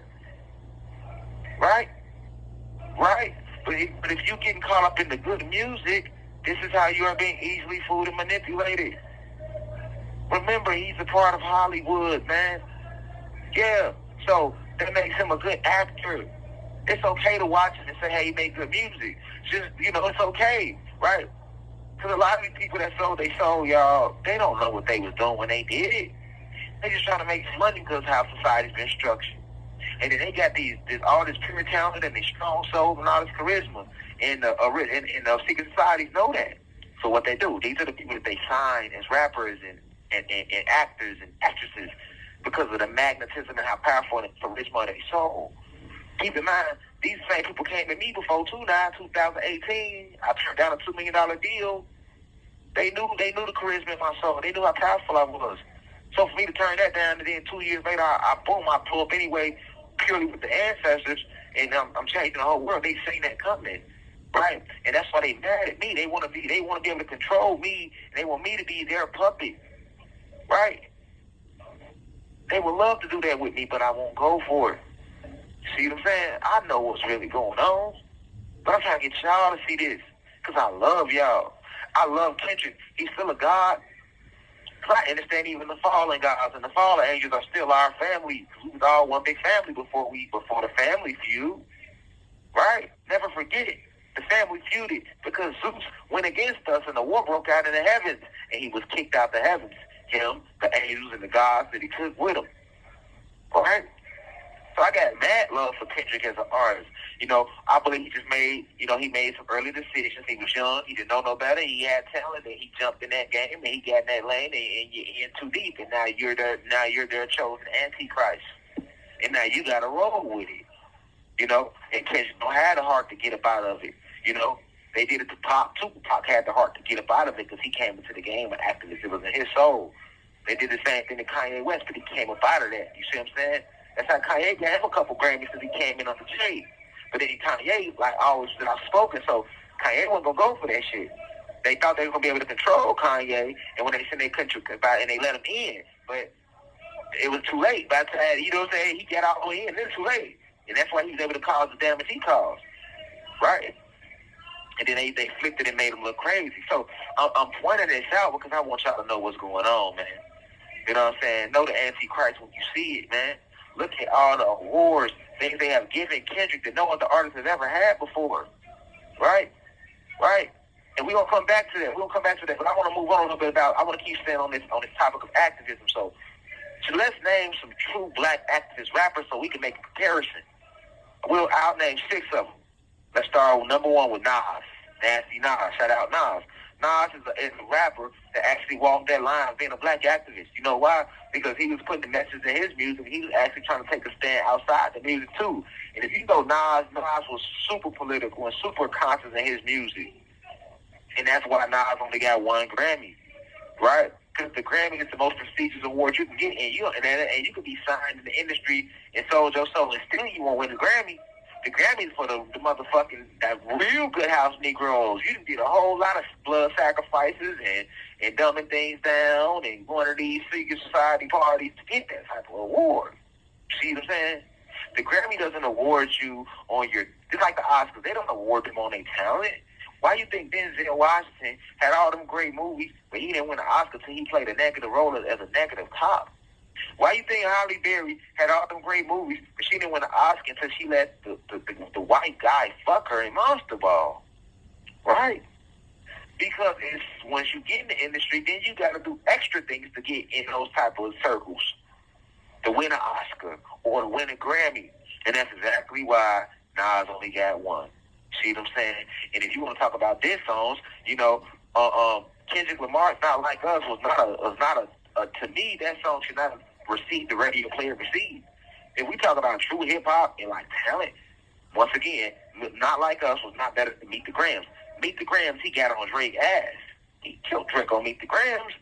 But Not Like Us, come on now, that's nothing compared to the way Kendrick rap. So how did that song become just this huge radio hit to receive 5 Grammys? Because it was forced on the masses. It was marketing. I know marketing when I see it. That was marketing.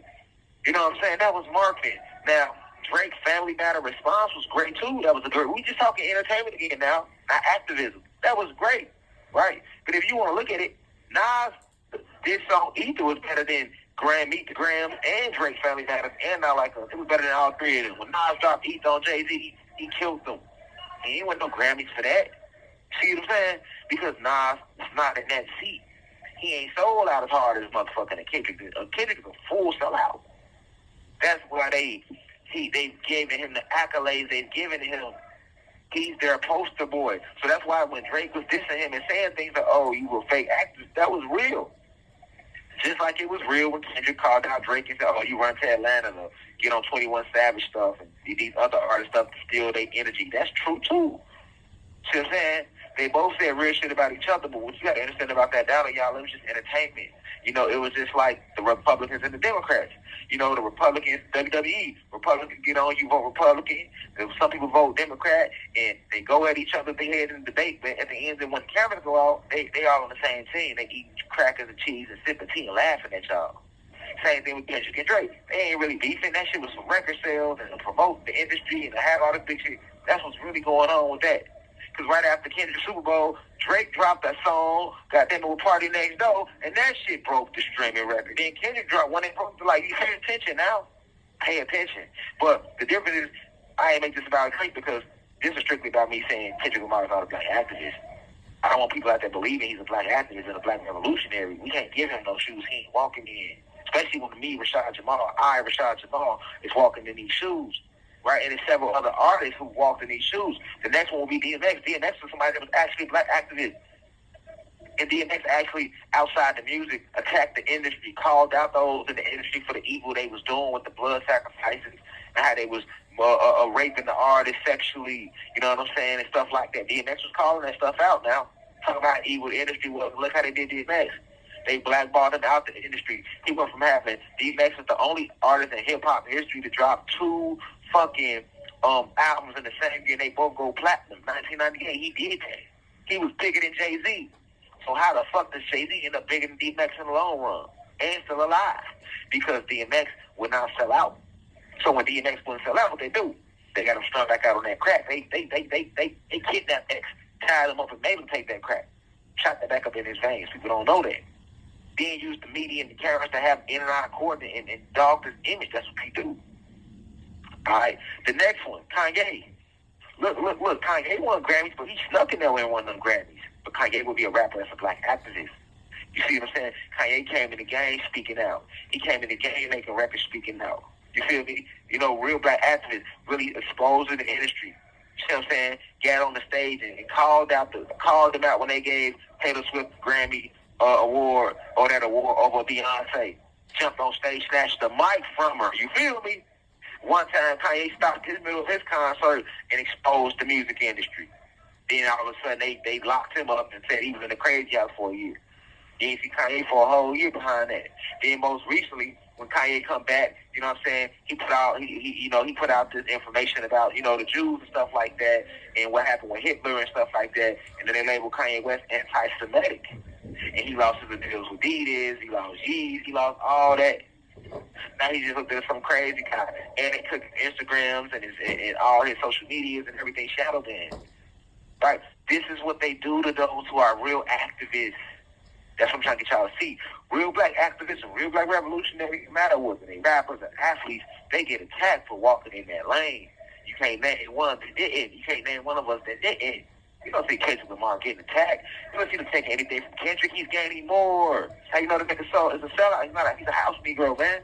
A true house Negro at his finest, pretending to be something he's not. He the worst type of nigga if you want to be real. We're talking about from a spiritual point of view, not from a fan point of view as an artist. This isn't a diss song. This isn't a diss lecture. This is a real lecture, man. Coming from Rashad Jamal, I ain't going to do no line on nobody, man. The man is in bed with secret societies, man. How can you not see through this? Cosmic Family. You feel me? And what about Pop? Pop was a real black activist. He made music, but he's a real black activist. That shit ran through his blood. The son of Afeni Shakur, the nephew of Asada Shakur, the stepson of Matolo Shakur. Matolo Shakur is still a political prisoner to this day. Ain't never getting out of prison for standing up for against oppression. Asada Shakur is one of America's most wanted. You know what I'm saying? For standing up against oppression. You feel me? Like, come on, man. And Tupac Shakur was killed for standing up against oppression because in his interviews, he exposed truth all the time. Every chance he got, he let them know what it was and what they started doing to Pop. right? They start hitting him with sex cases. They tried to shoot him and kill him the first time in New York, and he ain't died. They come back and kill him, man. Finally in Vegas. That was still, we didn't do that. That was all the secret societies. Making it like it was some type of street beef. That was them trying to kill Pac the whole time. And notice, Tupac Shakur ain't got not one Grammy. So you telling me Kendrick Lamar is a better artist than Tupac Shakur? But Pac ain't got not one Grammy? That's what you telling me, Pac. That's what you're saying, right? Man, that's not true. So why is it that Kendrick has Grammys and Pac don't have one? What could it be? What could it be? Come on, man. But he has the nerve to try to... Then he used Pac to reel y'all in. Then Pac came to me in a dream and told me to keep the music alive. Bitch ass nigga, stop lying. Pac ain't told you no shit like that, nigga. That ain't even in you.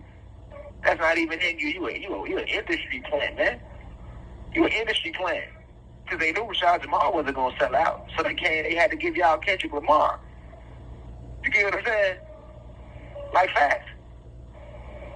That's a real thing. Y'all fucking realize. If I was to sell out and had all the media behind me, like the Drakes and the Kendricks, with the talent I got, and the way I speak out, I would be way bigger than both of them. So I'm saying, I've already transcended them, but I'm trying to show y'all something on a deeper level. They knew I wasn't going to sell out. Way back in 2009 when they went after him, because they've been watching us since we was kids. They know who. You feel me?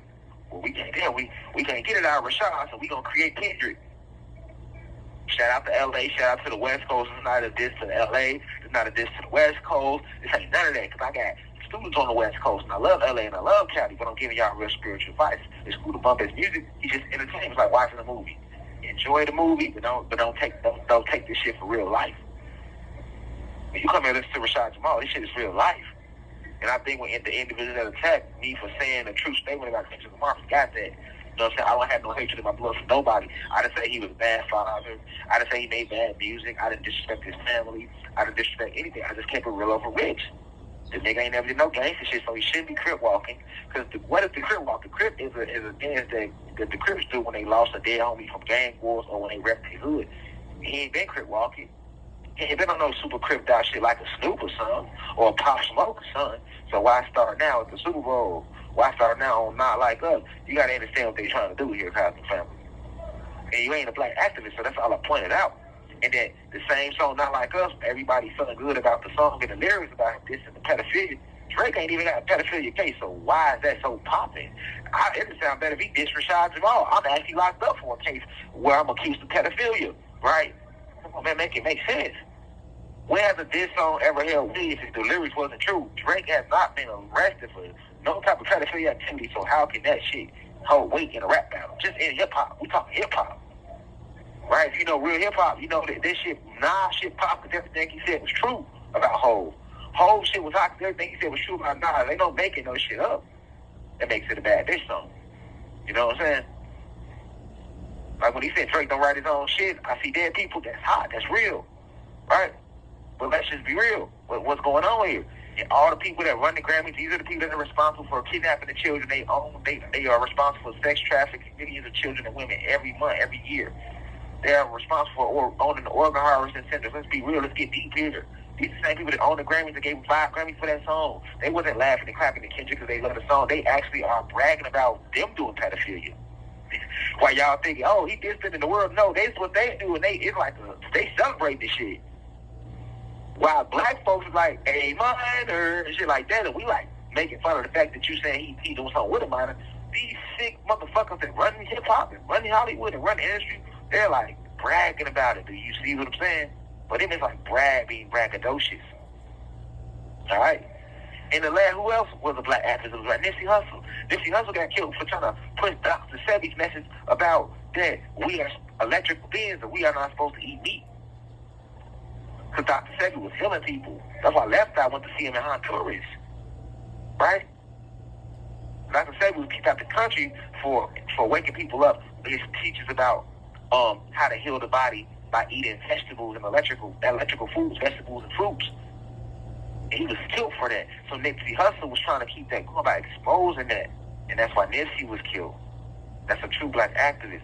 The last tweet Nipsey sent out before he was gunned down was having enemies in high places a blessing. And he was gunned down an hour later. Do your research. Go do your research. Rashad Jamal told you one lie. Nipsey Hussle's an artist that's a true black activist. Happy Transcendence of Nipsey, Kendrick Lamar don't fit that bill. Nipsey Hussle wasn't a sellout. Kendrick Lamar is. He don't fit that bill. Right? So why are they labeling him an activist, a revolutionary? He was labeled one of the top 100 African American leaders, most influential. Why are they doing that? Why are they painting these lies? Right? Like in the last artist, Left Eye. Left Eye was activist. She was so outspoken. Happy Transcendence to Left Eye. TLC, she was very outspoken. That's why they killed her in the car crash in Honduras. Because she was also trying to get Dr. Sebi's teachings out there. She got killed in the car crash coming back from seeing Dr. Sebi in Honduras. Don't get me started on how they do real black activists, man. Man, that ain't going on with Kendrick. It was Left Eye was looked at as crazy by the media when she was alive. That's how they do us. Real black activists and real black revolutionaries, they make it hard on us because we chose the ones for real. We shift paradigms with truth. We're not scared to be free thinkers. We are not a part of the matrix. We have escaped it and broke from it. How dare you ever put a Kendrick Lamar in the same sentence with any form of black activism or black revolutionary? And when you got a real black activist and a real black revolutionary like Rashad Jamal calling out, and you niggas want to ride with the house nigga over the field nigga, the hell is wrong with you? Snoofisha? How quick they forget. I'm in position to talk like that, to talk like this. I don't have to have Grammys. My accolades is the souls I have led to spiritual enlightenment. Let me repeat that. I don't need Grammys, Billboard Awards. I don't need secret society study behind me because I have the ancestors, Almighty God behind me. I give a fuck about no Grammys, no million views, no million followers, none of that shit. My accolades is how many lives I have changed, how many souls I have led to spiritual enlightenment and back to their higher self, how many people I have freed from this matrix. Those are my accolades, and my rewards is stored up in the heavens and the cosmos. My rewards don't come from no man. My rewards don't come from no white man, from no man, no black, white man, green man, short man, tall man. My rewards come from the Most High Almighty God. Understand the difference, man. Understand the difference. Them Grammys, awards and shit. That shit, you can't take that with him. When he transcend, his soul got an answer for what he did. You can't take no awards with you. That's material shit. Feel me? Let him have eyes see clearly. Now let's name the athletes. That was black activists. Jack Johnson was a black activist, black boxer, knocking the white boys out back in the day. They ain't like this. They ain't want no black heavyweights. First black heavyweight. And Andy was speaking out against social injustice. What they do to him? Locked him up and charged him saying that he transported a white woman to another state. Right? The next one, Joe Louis, activist, spoke out outside of the boxing ring. The next one, Ali. We know what Ali did. That nigga refused to go to war. Spoke out against Vietnam War. You have 1 minute left. What they do to Ali? Snatched his titles and tried to lock him up for it. Media turned on him. All because he stood in his truth. Kendrick Lamar would never do that. These athletes today would never do that. You'll never see LeBron James do that. You are not going to see Patrick Mahomes do that. And you damn sure ain't going to see Kendrick Lamar do that. Or Drake. Feel me? You feel me? Rose Robinson, Black Goddess, was turned down the Olympics because she chose to protest the Cold War in the 60s. You'll never see Sha'Carri Richardson do that. A Noah Lyles do that. You won't see him do it. He's true activist, man. You won't see him do it. You won't see him do it. Black Goddess Rose Robinson turned down the Olympics. Thank you for using security. Like I was saying, Rose Robinson, Black Goddess, turned down the Olympics to protest the Cold War, man. We got examples of actual artists and athletes that were black activists. How quick we forget, man. They do this House Negro, watered down House Negro in front of you, think Kendrick Lamar, and you think the nigga activist and revolutionary. They ain't stood over there. They ain't got no backbone. Oh, he got all that money, that whole platform. He could be saying the same shit Rashad Jamal saying. And you can't say he don't know because his lyrics let you know he know. Come on, man. Y'all got it out there, man. Real black activists and out there with athletes and artists. Stop playing. The next one, Tommy Smith, stood up on an Olympic podium in the 60s, protested against social injustice and the bigotry in the country. What did he do? He's famous for holding up the Black Power fist. Y'all remember that picture? That black guy that back in the 60s stood on the podium at the Olympics and put up the Black Power fist? Yes, with the black glove. His name was Tommy Smith. Right, he was accepting his medal. The nigga threw the Black Power fist up to represent the black struggle that was going on in the country. You ain't gonna see that. They're like Sha'Carri Richardson. I was a spiritual guru to her. When the media came against me, she turned on me. But if this was back in the 60s, and I was talking to one of the top Olympic athletes and helping me them be able, yes, they would have did. Well, after she won her silver medal, she would have been like, free Rashad Jamal. You see what I'm saying? You see what I'm saying? Because that's what we was doing back in the day, because we had backbone. You had real athletes that was real activists that knew that being an athlete is cool, but use your gift to help the struggle. Don't forget about the real struggle. You have real artists who make the music is cool, but this shit, use your musical gift to help the struggle, fight against oppression for your people and social injustice. Y'all feel me out there? And we stuck together. We wouldn't have been no civil rights movement if when that shit happened to Rosa Parks, everybody that had a voice ain't say shit, we wouldn't have been no movement. Just like my situation should be the situation that sparked the whole movement. You had all these content creators with voices and platforms. All of these big people, that's how you know they're not real. They're not speaking on Rashad Jamal. The social injustice that has happened with my situation, I'm only in here because I spoke out against oppression. I spoke out against bigotry. I spoke out against white supremacy. I chose to fight this fight for righteousness, man. How ain't nobody saying that all these athletes that follow me, all these artists, big artists that know who I am? Come on, man. That's how you know. That's how you know. That's how you know. Because if it was me and I was out there, I would have did that. I was doing that. Why you think when they came against Sha'Carri Richardson and tried to make her seem like this bad fucking weed head, I spoke out on her behalf. Real ones who've been watching the university know that. Same thing when I spoke out on Cabby Pondex's behalf. Same thing with Angel Reese. I reached out to her and tried to put her on game. And when she was in college, I said, hey, listen, you outspoken. The media is going to attack you because you outspoken. Shorty's been outspoken since LSU. I knew she wasn't going to make it too far because she's too outspoken. Guess what? I know she's seeing my inbox. She ain't respond on some bougie shit. See what I'm saying? Not knowing I'm a black activist. You need me in your corner. And what happened? She gets WNBA and they turn on her quick. Remind her quick. You just another nigga. Dog her in the media, all type of shit. Why? Because you're too outspoken. But nothing wrong with being outspoken. If everybody stand together, they can't get away with it. It ain't like this the first generation they did that with. It's just back then we stuck together in the 60s. All right? Another athlete that spoke out, black activist, Jim Brown. Jim Brown spoke out. One of the greatest running backs of all time, Cleveland Browns. Jim Brown spoke out. And then what they started doing to him in the 80s, hitting him with all type of domestic violence cases. Exactly. This is what they do to real black activists, real black revolutionaries, man. Anybody that speaks out against social injustice or oppression, they get attacked through the media. They get thrown in jail. They lose career opportunities. Or they get assassinated. It just come with it. That's how you know. You know what I'm saying?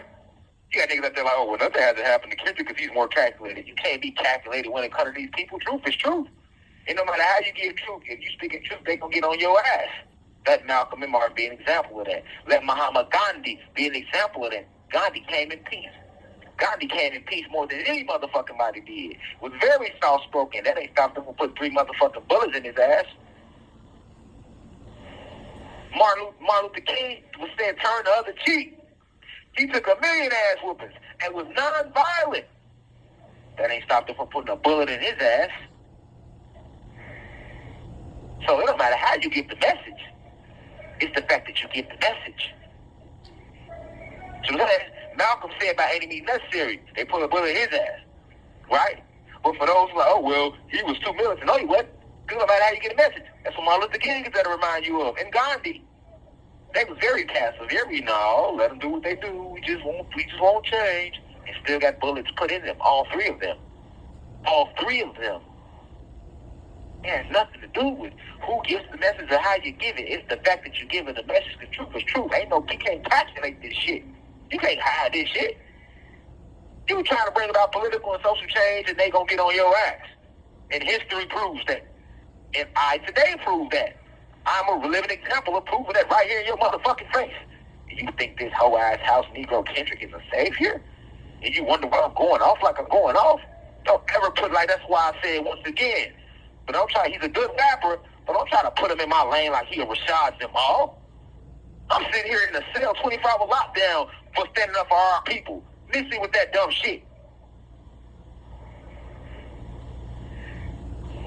And another athlete, Bill Russell and Kareem Abdul-Jabbar, they was talented basketball players and put their life on the line and used their talent and still spoke out against oppression. Let me show you about sticking together. When they took Muhammad Ali titles and tried to make him go to Vietnam, they threw a Cleveland summit, and guess who was there standing next to Ali speaking out on his behalf? It was Muhammad Ali, Bill Russell, Kareem Abdul-Jabbar.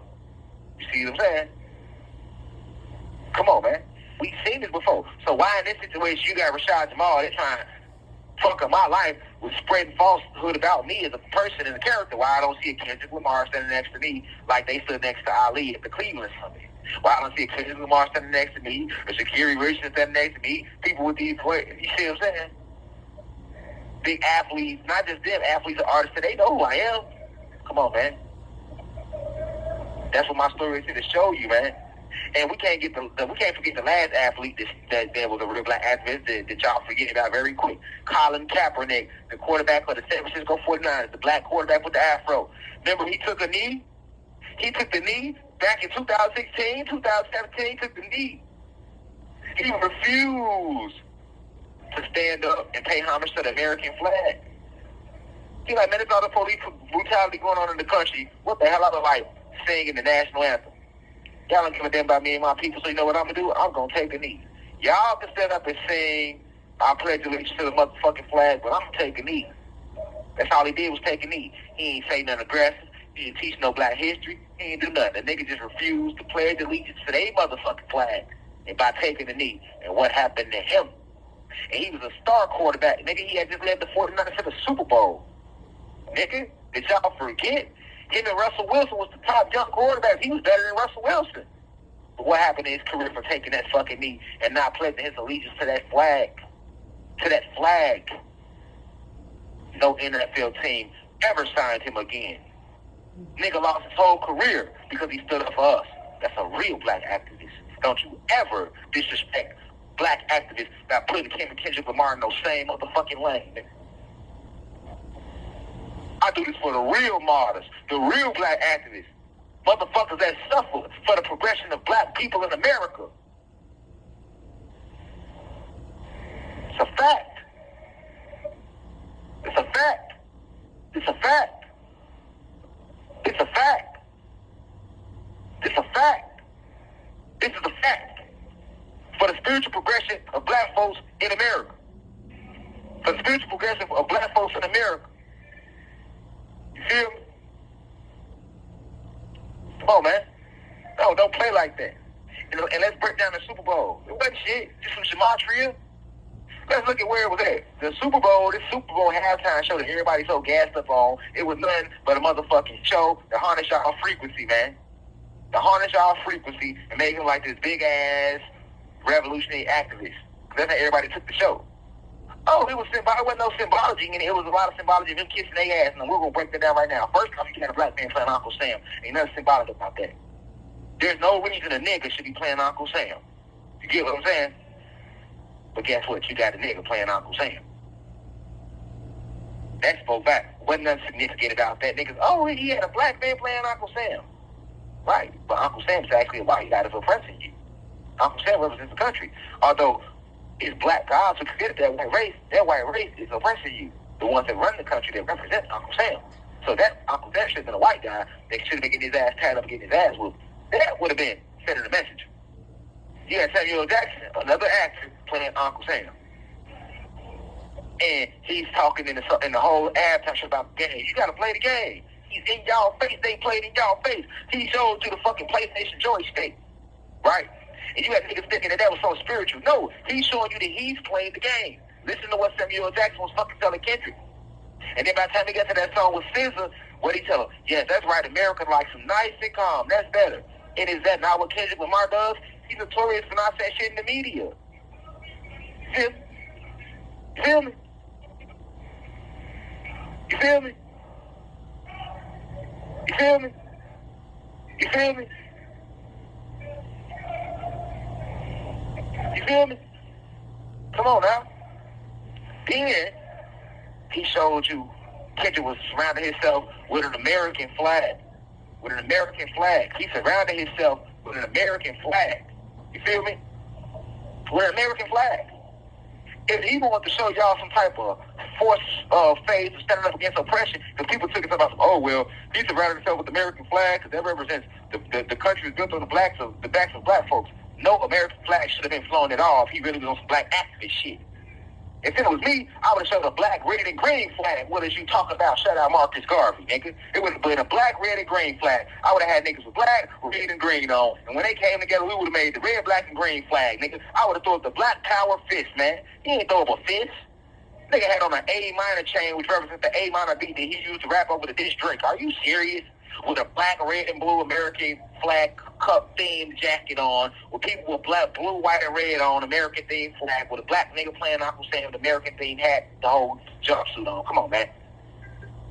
Come on, man, knock it off. And then the one motherfucker that did stand up to show the black, green, and black, green, and red flag, somebody put up a Sudan flag, and they charged them and tackled them and took them off the field and said they damn near fucked up his concert. Pay attention. Let him who has eyes see clearly. So the one motherfucker that got the nuts to show a black, red, and green flag, which has historically represented our struggle, right? The Sudan flag, when Sudan is in Africa, if we want to say anything about representing black folks, he get tackled and taking a drug off the motherfucking field. And you have niggas out there talking about some, oh, what he did was so great. Come on, man, because he performed your favorite song. Because let's be real, the whole shit was geared around niggas wanted to know if he's going to perform the damn song. To this. All right, let's just talk real. And then,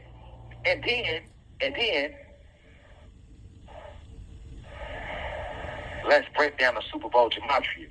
Where was it held at? In New Orleans, right?